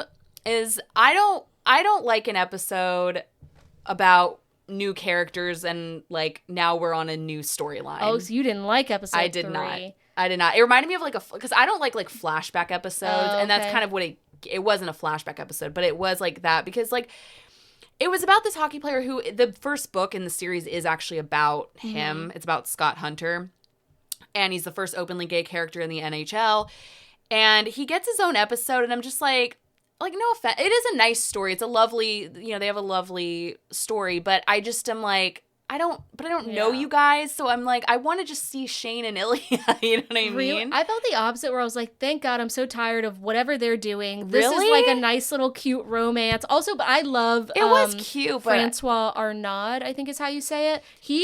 I think he's so hot. Everything I've seen him in, I've been like, I am so attracted to him. What else have you seen him in? He was in the Borgia, and even when he like had sex with his sister, I was still like, hey, okay, love that. I heard Megan said he was on Schitt's Creek, but I was like, I don't remember his character. So. I don't remember that either. He has a small part in Yellow Jackets. He has a small part in this show that I watched on Apple TV. I forget the name of it, but this girl has amnesia. And then he has a small part in, like, I just keep seeing him in like small parts and other things, and I keep being like, I love that man. He is so hot. He seems very nice. He loves his sister. No, I'm just kidding. And so I'm like glad that I'm like, I hope this is like more like bigger roles for him. But I just was like invested. So I'm gonna finish it, but like I was like, I need more like love in this like like the first part of the show, because it just was like, oh, they're at the gym and then it's like, oh, we're attracted to each other and now like we're fucking. Whereas like the third episode I was like, oh, this is cute, like they are like attracted to each other, they love each other, and it's like, oh, but they aren't together. But and Shane he puts and on Elia his are like, it's just a slow burn a little bit. Yeah, so I have to give it maybe more time. I have to finish it. I think probably. they had such good chemistry. Whereas, like, I'm gonna be honest, I do feel the opposite way about that actor. I mean, he was good. I think he's like, no offense, this actor, if you're listening to our podcast, I just think he's very like, he's almost like so obviously attractive that he's kind of boring to me. Oh, really? Yeah, I just was like, okay. But, interesting thing about him is if you noticed, he's like the first name, like he's the title name on the show. And it's apparently because they couldn't really afford him. So they just like, when you can't, like, I guess there's like a contract thing where it's like, oh, you just give them the top billing. Yeah. But that's like weird to me because I'm like, that's confusing. He's not the main character. That is confusing. But he did get his own episode, so. If you think about like all the other actors, he probably would be the most expensive because he has like the longest career. Yeah, I just personally didn't really know him from anything, but my French Canadian king. Yeah, I mean he's obviously he is nice looking. I just, like I said, I think he's like almost too nice looking that it was like, whereas like Connor's story is like so interesting looking to me that he's like, I like a little weird, like he's not even weird, he's like objectively hot, but like I just like, I'm like, I will say though, like what you're saying, all of the actors, I was like, these people do not play hockey. I was like, I can tell that these are not hockey players. No. Even just and kind of like how they're built. Who are good ice skaters or good at hockey, like I think that like I wouldn't know, but like they've like criticized, like they're like, oh, they can't actually skate. Yeah, which is like fine, not really what I'm there for, but I just was like, okay. But yeah, I didn't really love the third episode. I was just like, I want to get back to the Shane and Ilya's story, and like I'm just like, maybe we could have done, instead of like just one singular episode, because again, those piss me off. Like I don't like any kind of flashback episode. I don't bottle like it. Episodes. I guess they're bottle. I think a bottle is more like it takes place in one setting, but I guess it kind of is a bottle episode. But I was like, maybe it could have been just like a plot throughout the show. Yeah. But maybe that would have pissed me off more. I don't know. Yeah. But it was important to the story overall because well, never mind. Sorry, I won't spoil it. You can spoil it. It's fine. It's been out. I'll watch it. It's fine. But I loved it though. I think it's just like I won't, again, I like, you do need to watch the last few episodes if you choose to. I will. But it does get like nice, and it's just like, it's a nice show. It's not as like, I thought it was gonna be more dramatic than it was. It's actually it's very like, they have a cute relationship actually. Yeah. I'm just like, you sometimes I get overwhelmed with my streaming, where it's like all the shows come out at once and then I'm like, no! Yeah, I'm in that place right now. I hate when I'm in a drought when there's nothing, but then I also get stressed when there's so much that I'm watching. And some of it's like stuff that's not new. I just haven't watched it before and I'm like, yeah. Like even like I was writing out the upcoming joys for like things coming out, which we'll get to. Have a lot. Yes, and I was like, oh my god, March is gonna be busy. Packed. Yeah, we're gonna be busy. Yeah, we're gonna have to like quit our jobs and only watch television.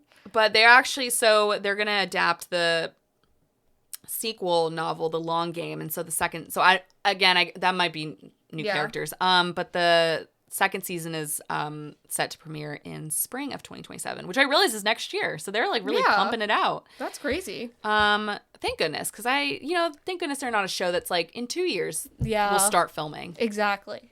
And it's crazy because I think when the actors signed up, I don't think anyone knew how big this show was going to be. No. And so one thing I want to say really quick, like, it is insane. So Connor's Story hosted SNL this weekend, and obviously I think everybody was kind of expecting like Hudson would like make an appearance. Mm-hmm. And it was actually really cute how he did. I really liked this one sketch, how they did it. It was like, it was kind of stupid, but it was like this couple were like arguing because he proposed to her and she was saying no, but they're arguing, and there's nothing funnier to me than when things are happening in the background. For some reason that's like a very funny, like, it's a niche sense of humor for me. It was like when people are like going past in the background and talking. And so there was a whole thing where they're like in front of an ice rink and this group of guy friends are like just like going like wee and like playing around while these two are like arguing. Yeah. And the guy's like ignoring the girl because he's just trying to figure out like what they're doing. Mm-hmm. And at one point they're like, oh, Hudson's here. And he comes out, and I'm not kidding. And I think most people were saying this, I don't think in the history of SNL like has there been more cheering for like one person. Oh, really? People were screaming for him. Yeah, it was, and it went on for so long. Yeah. I was like, damn. So people People love this show. Okay. Yeah, I mean, it's like all I've been seeing. So I'm glad I watched it. I was liked surprised. It. I was like, I was wow. surprised too, but I came back from Florida a new girl. There you go. So another big HBO show that just wrapped up, I think it's the 4th season, Industry. When I say that this is one of the best shows on television, really? I'm like, this is like what do you call it? Like not prime television, elite television. Yeah. What am I thinking of? Elite. Yeah, TV. I guess. Prestige. This is like a new age, I think, of like a prestige television where like, so you watch the first episode, and I will say the first season is good, but it like definitely each season just keeps building on itself and like getting better. And so you're following these characters in the finance world, and it's so timely. Like, they're talking about things that are happening like in real time in our world, and it's also just so funny. And each thing like it, and that's why like I think I said it gets compared to Succession a lot, because it's like a lot of like business finance lingo that like definitely goes over your head, and you don't have to understand it to like know what's going on in the plot. But it's just like, it's so, I'm like, I want you to watch it, but I'm not going to force you to watch it. It has to be something that you discover on your own, I know. But and this season is definitely heavily focused on Kit Harington's character, Henry Muck, and one of the main characters from the beginning, her name is Yasmin, and just kind of like the guy from Handmaid's Tale is in it. Kiernan Shipka is also in it, and Charlie, oh my God, what's his name from Stranger Things is in it this season. Charlie Heaton is in it this season, as well as like a mix of some of the older characters. Like, the show stays fresh because there are some of the characters from like season 1, but they also like bring in characters throughout that it's like very like cyclical, kind of like, okay, we're getting fresh characters, we're getting fresh stories. And there's some like incredibly dark moments. Like, there's a whole episode that is like, trigger warning, like basically about suicide, and it's incredibly dark, and yet somehow still funny. Like, somehow still like has, and it's like the tone and the way it's shot is just absolutely fantastic. And they basically have teed up this season. Like, I'm very excited for the next season. There's like a homage kind of to like Mad Men at the end of like the last question, where I think like they do it well each season, where they're like, this could wrap up, or like we've set it up to be like, we can, continue on if we get picked up again or whatever, where basically like the woman's like, oh, like, you finished your drink, do you want another? And the main character, Harper, is like, and she's about to answer, and then it like fades to black. You only live twice. Yes. And I think like it's interesting because they've set up like Yasmin to be almost like this, I never know how to say her name because I feel like Americans and British say it differently, but Ghislaine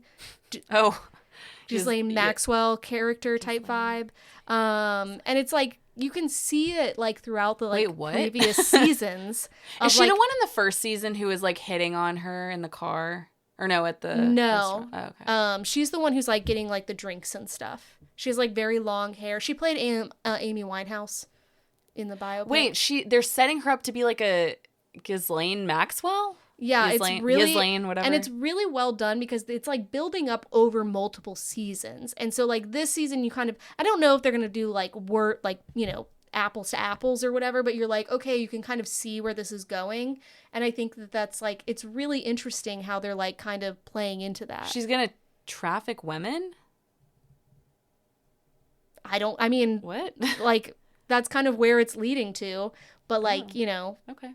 I don't, like, we'll see with the next episode, but it's or next season, but it's just like, it sounds crazy because if you haven't like watched the whole show, but it's like the way they do it and they build these characters, I will say like everything feels very authentic. Like, I think it's not like sometimes you watch these shows and it's just like, we're doing this for the plot, or like we just have to have this character do this random thing because it's funny. Like, all of the characters feel very authentic to themselves and the stupid or insane or whatever smart decisions that they make. And I think like that is also very unique, and it's just like, it's fun. You watch it every week and you're like, is this what the stock market is like? You're like, I don't know what's gonna happen, you know? Oh my gosh. And it's just phenomenal. I wonder why it like doesn't get really like recognition.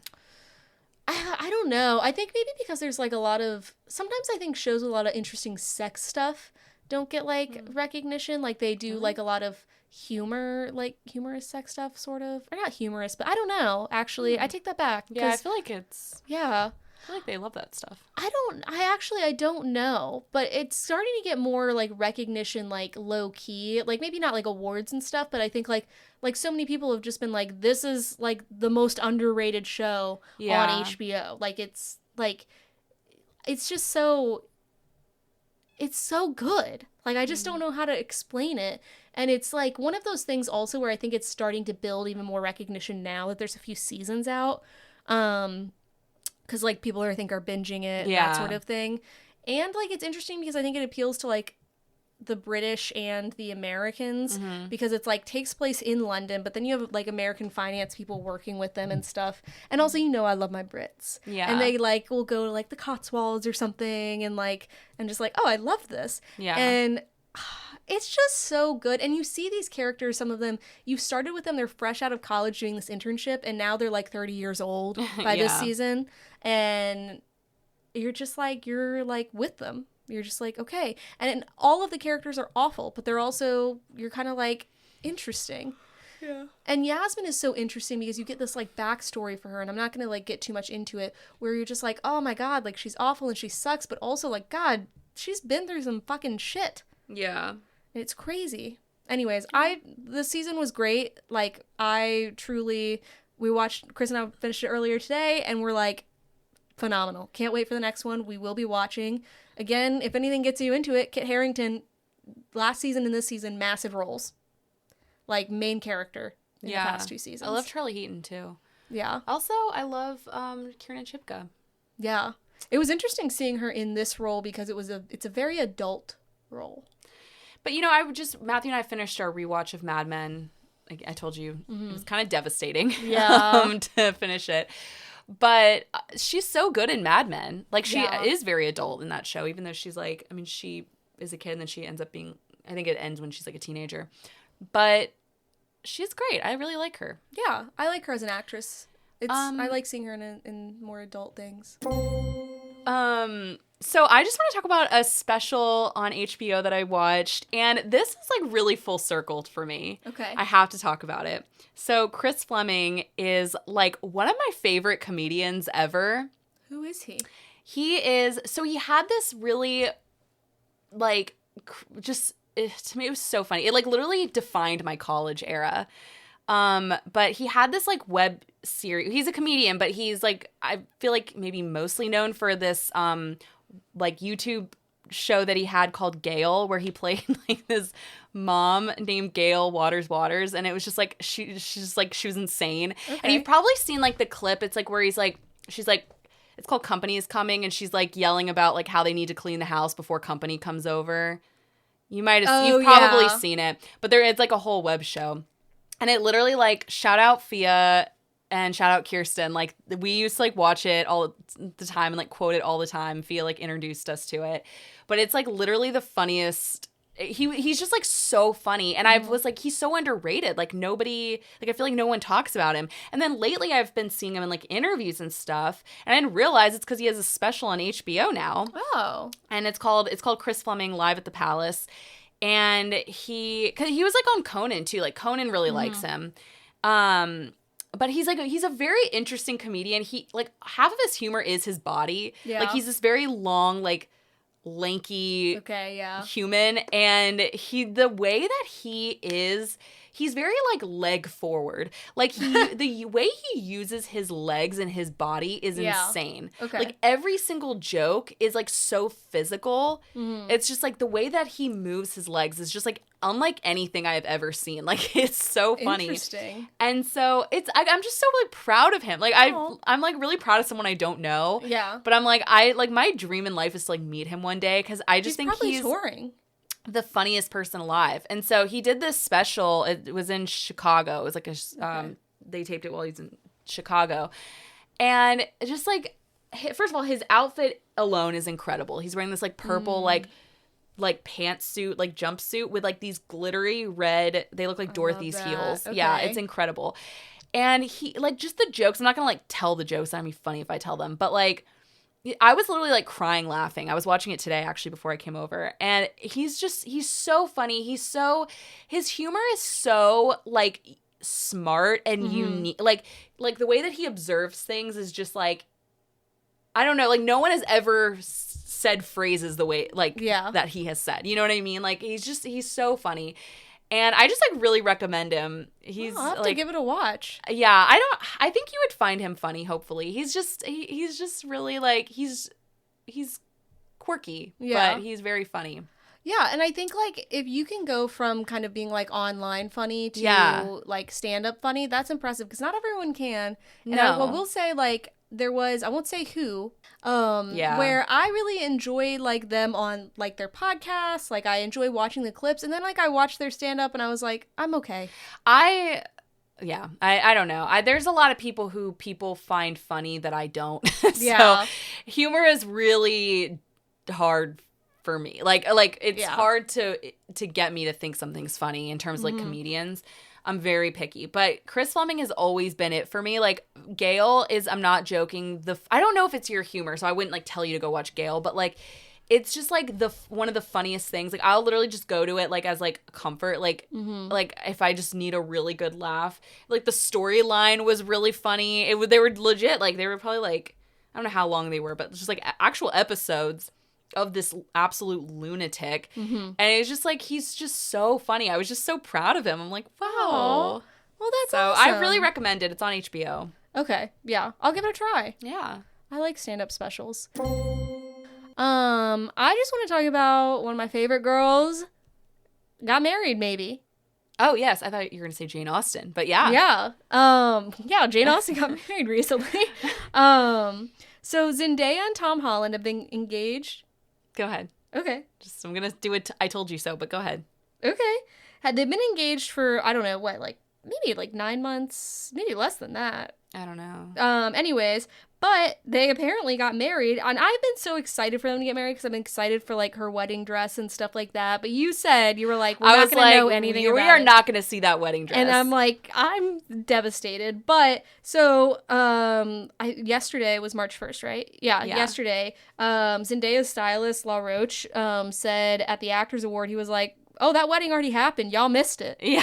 Which is such a funny way to say it. Which LaRoche was the first person to say, like, you're probably not going to see her wedding dress. That's where I got it from. And so I was like, okay, if he's saying it, like, I don't think. Yeah. Which I respect. Actually, I do respect them doing, like, a private little thing. They're just really private. My nosy ass. I'm like, I want to see I'm sure beautiful it's beautiful. I want to see her, but I also, like, I'm a big Tom Holland fan. Like, I love Tom Holland. And so I would have loved to have seen, like, you know, his, like, family, like, I don't know, I just, like, he's such a, like, I wanted to see him cry, yeah. You know? Oh, he cried. I knew Actually, that. I bet they both did. I could see that for them. I know. I would have, I really am curious what her dress looked like. And just, like, the style of the wedding, like, I'm so because I think she's such a good taste. I'm also, like, I need some there? Yeah, who was there? I think it was probably, I see it being mainly their families. Really? Yeah. I feel like they're both very, like, yeah, she's, like, super private. Yeah, like, she's one of those famous people where it's like, I actually don't see her with other famous people a lot. No, I feel like she's probably, well, I've always known, I used to watch a lot of Spider-Man interviews, but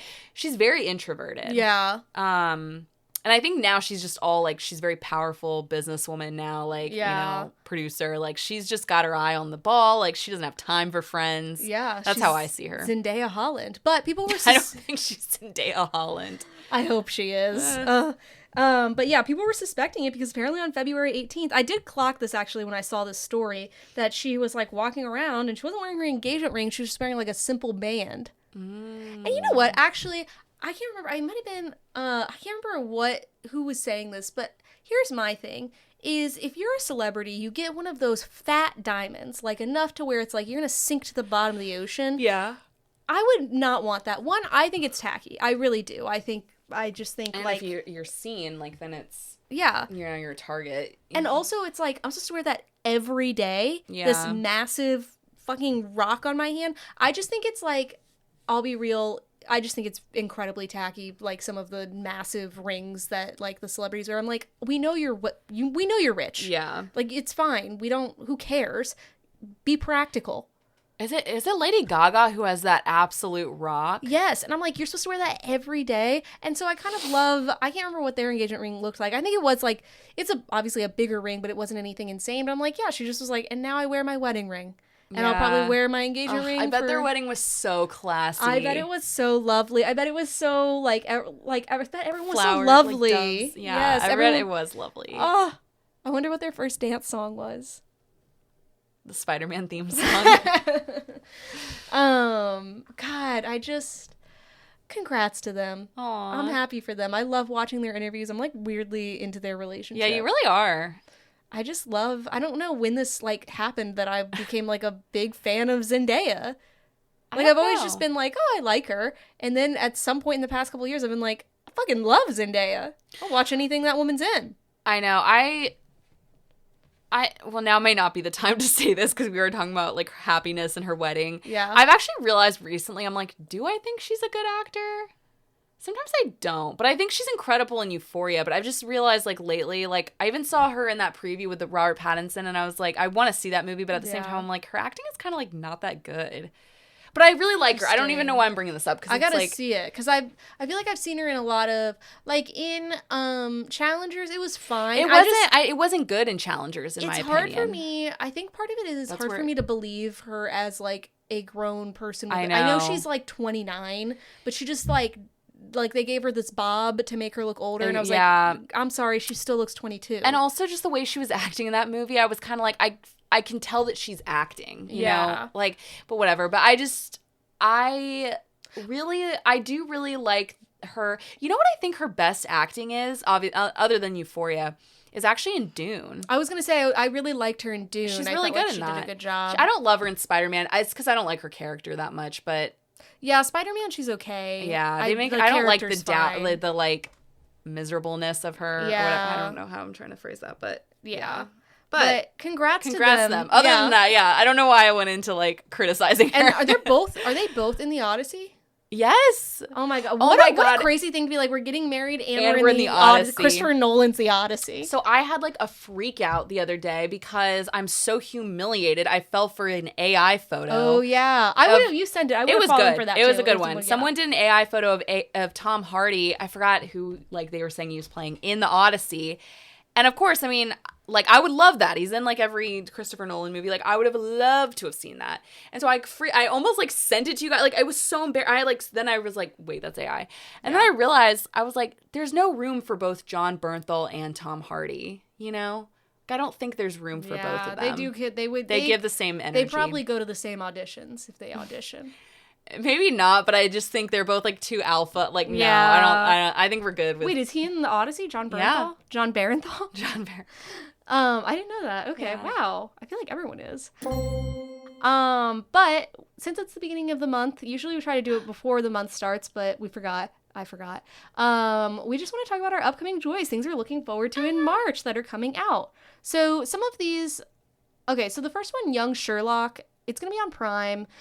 I'll see what people say. I love a Sherlock, though. I love a Sherlock, but I'm kind of like, we have a lot of Sherlocks. We have a lot of Sherlocks. I never actually saw the one with Millie Bobby Brown. Alona Holmes? Enola. Sorry, Enola. You always say Alona, actually. I don't know why. But that one got sued because, that movie, they got sued because, Henry Cavill played like a nice Sherlock. Oh, yeah. And apparently the Arthur Conan Doyle estate like owns nice Sherlocks. They're like, you can't have him be nice. Oh, that's interesting. It's really weird. So I wonder how young Sherlock will be. People love that show though, and I'm like not for it. I never watched it. I think it was a movie. Well, whatever. Okay. I don't know. It won't be crossing I don't know why I decided to correct my retinas. Yeah. Yeah. And then, okay, I'm very excited about this. Vladimir comes out on March 5th on Netflix. Yeah. And that's the one with Leo Woodall and I want to say it's Rachel Weisz. Yeah.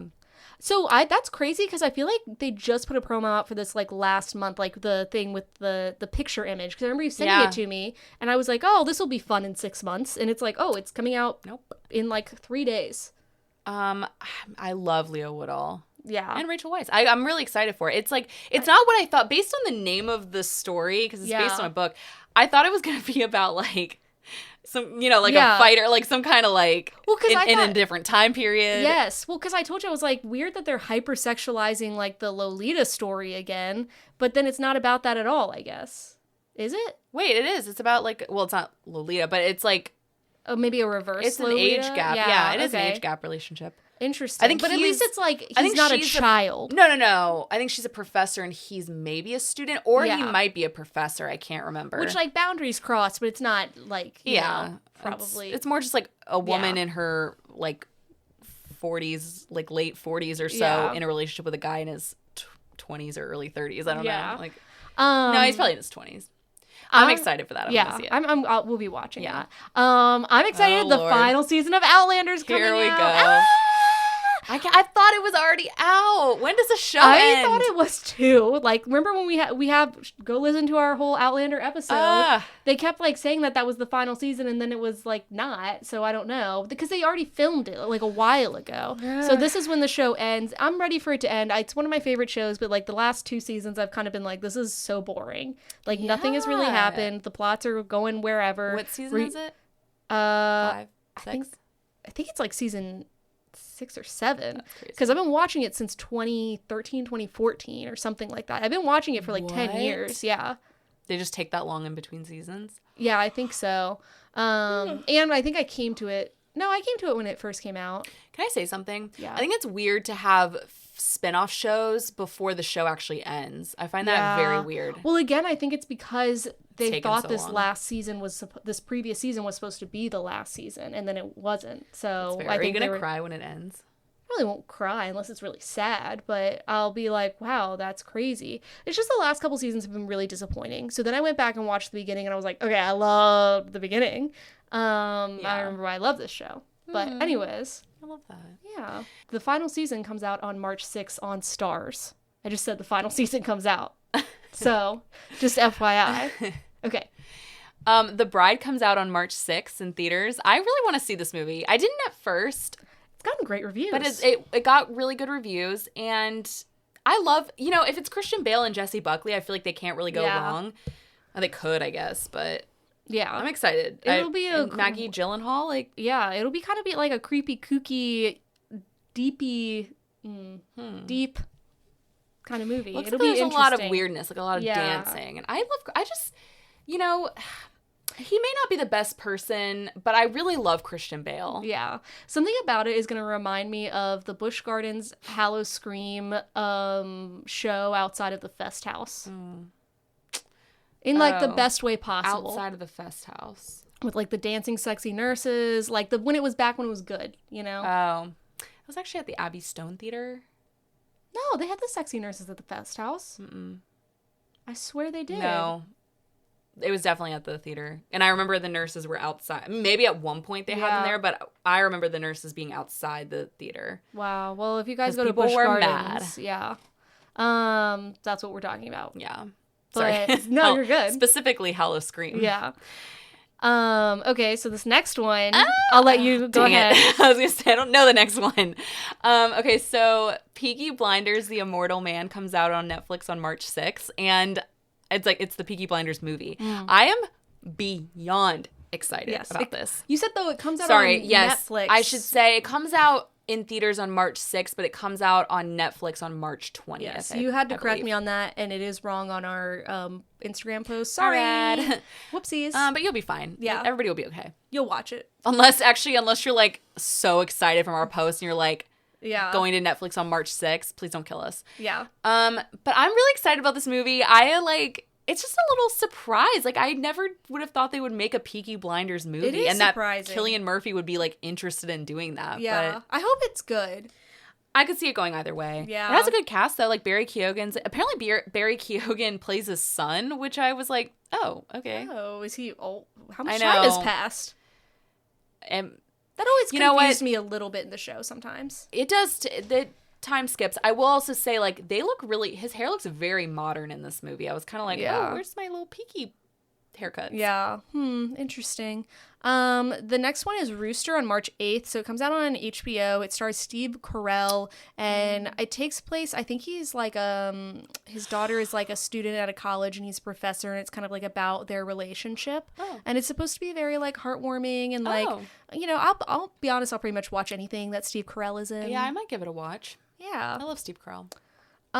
This next one, it's called That Night. It's on Netflix on March 13th. It's kind of like it's these sisters where one of their sister kills a man in a hit and run. That sounds like the Irish show you like. Yeah. It does. There's been a couple like that. And then they have to like figure out like how are we going to help our sister get out of this situation so that way her child doesn't left like motherless. So that could be interesting. I'm excited for that one. Okay. I am excited for this movie Undertone, which comes out in theaters on March 13th. It's basically based on us. Yeah, it's literally about our lives. If we were haunted. Yeah. My dream. It's the best way to describe it. It's the podcast horror movie. It's like really, but it looks super scary. I don't really know exactly what it's about. It's just this girl is like doing a podcast and she's here. I think like demons are. Yeah. She starts hearing. It's like one of those things where it's guests on. And they're demons. Yeah. Shocker. It's Satan himself. But it looks really scary. I'm excited to see it. The next one is Reminders of Him, which neither of us. Yeah, I was like, this is not an upcoming joy for either of us. This is the upcoming joy for someone. Aww, okay. And it comes out March 13th nice. in theaters. It's the new Colleen Hoover like movie adaptation.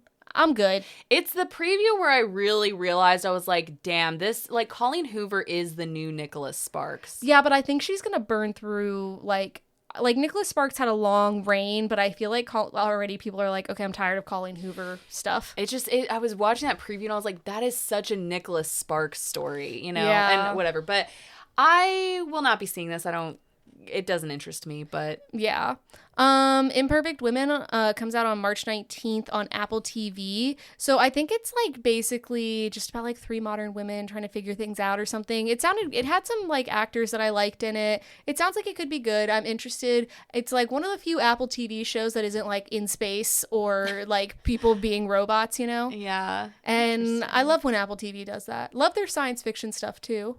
I really don't. I feel like I just don't know that. I know the big ones on Apple TV, but there's a lot of like undocumented shows I haven't advertise yet nothing. discovered. Yeah. Yeah. So there's that. Yeah, and then Jury Duty Company Retreat comes out on Prime on March 20th. I will say I never watched the first season of Jury Duty, but I did watch this preview for the Company Retreat, and I was like, this looks kind of funny. I loved Jury Duty, and I mean, I guess like if you watched it now, maybe it's like aged a little bit because it's been a few years and everyone has talked about it so much. Yeah. But it was just such a unique concept where if you don't know, it's like basically this guy thinks he's going to jury duty. Everyone else is an actor but him, so like these crazy things ensue. It is one of the funniest, like freshest, funniest things I've seen in a while. Yeah. And I was curious. I knew they were going to do another season, but I was like, they can't do Jury Duty 2 because it's so popular. So I'm excited that this is coming out. And like it's a guy that like is just a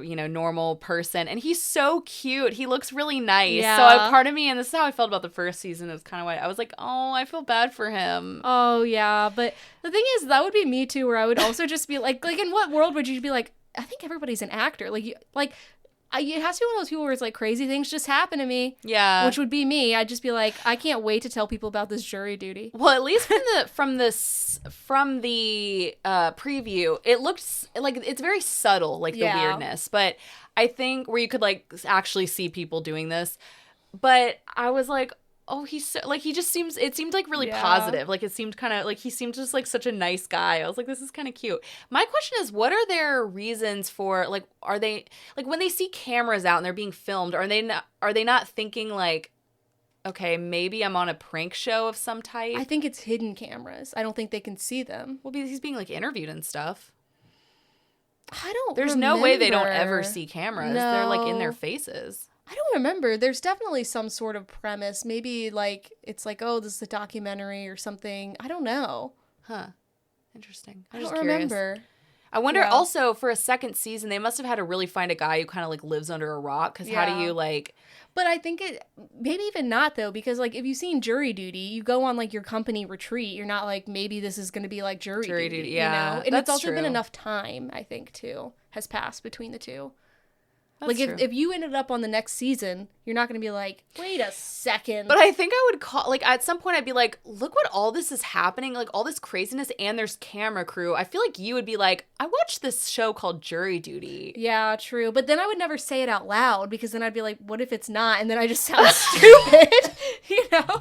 You wouldn't even tell me? If I'm the one on the show and I called you and I'm like, something weird is happening at work. Maybe you wouldn't tell me. I would. Maybe I would be like, maybe you're on jury look like a duty. Fool. But then, what are you gonna do with that information? You're gonna go up to like your coworkers and be like, "Hey, Are you real? So now here's my other question about this show. Okay. Sorry, I know we'll get back to it. You should watch the first season. I might one day, but here's my other question. What if they get to the end, and I know you probably had to sign something to be on, like, camera, but, like, how do they get to the, what if he was like, no, I don't give you permission to use this footage in a prime TV show? Like, I think he has to, because it's like, whatever the premise is, like, oh, we're doing, like, a documentary or whatever, like, he just, like, he's already signed something. Oh. And nobody ever reads the actual terms and conditions. But I'd be like, well, that's embarrassing. I don't want to be, like, tricked and stuff, you know? Yeah. That's kind of sad. And I was going to say what really made it, like, in the first Jury Duty, like, what made it more believable is that they had, like, a B-list actor there, like James Marsden,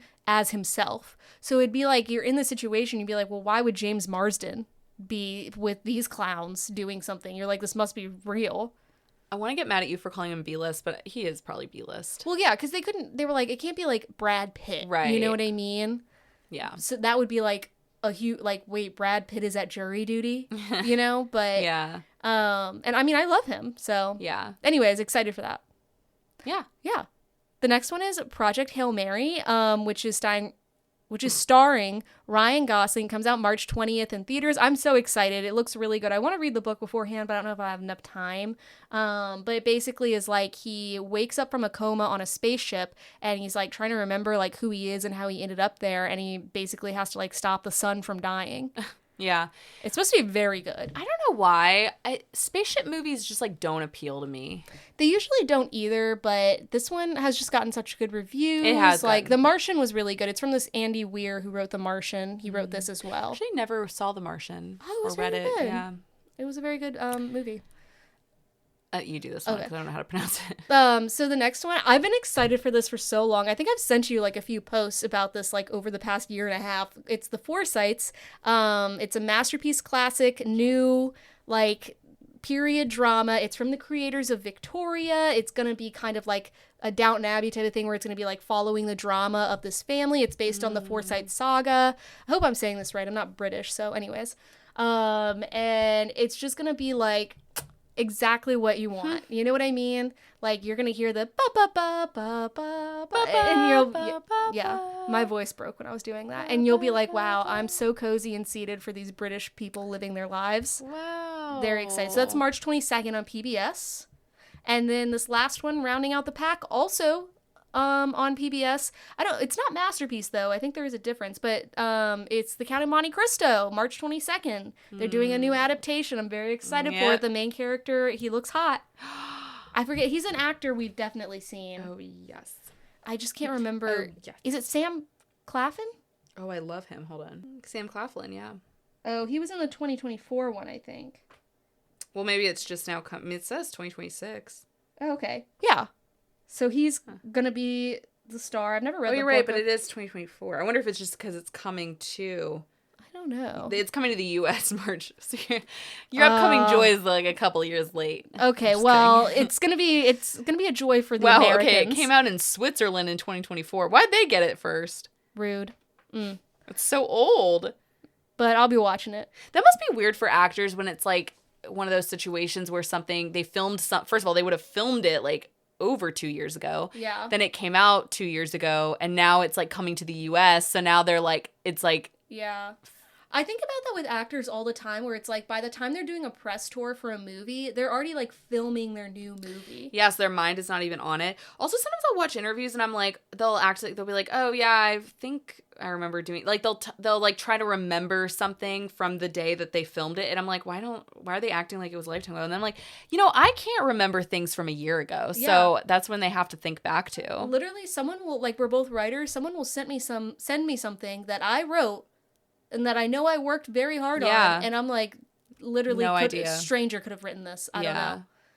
Someone wrote me a whole researched article that I wrote for a newspaper about like groundwater pH levels or whatever. That sounds riveting. I'm like, I must have had to do a lot of research on this to write this, and I have no memory. Maybe you blocked it out because it's like such a... I was like, I don't care about this at all. Anyways, nobody read it. So that's what we're looking forward to in March. Let us know if there's anything we missed or that you're looking forward to. I know there's like a couple of things like Mormon Wives and stuff, but we don't really watch that. But if you do... I thought you did. Watch the first most of the first season. Fake fan. I know. Well, I never said I was But a I don't real watch- one. Yeah. But as always, thank you guys for joining us. Please share this with your friends. Share this with your family, and come back next week to hear more of our friendship and our love for you all. Bye.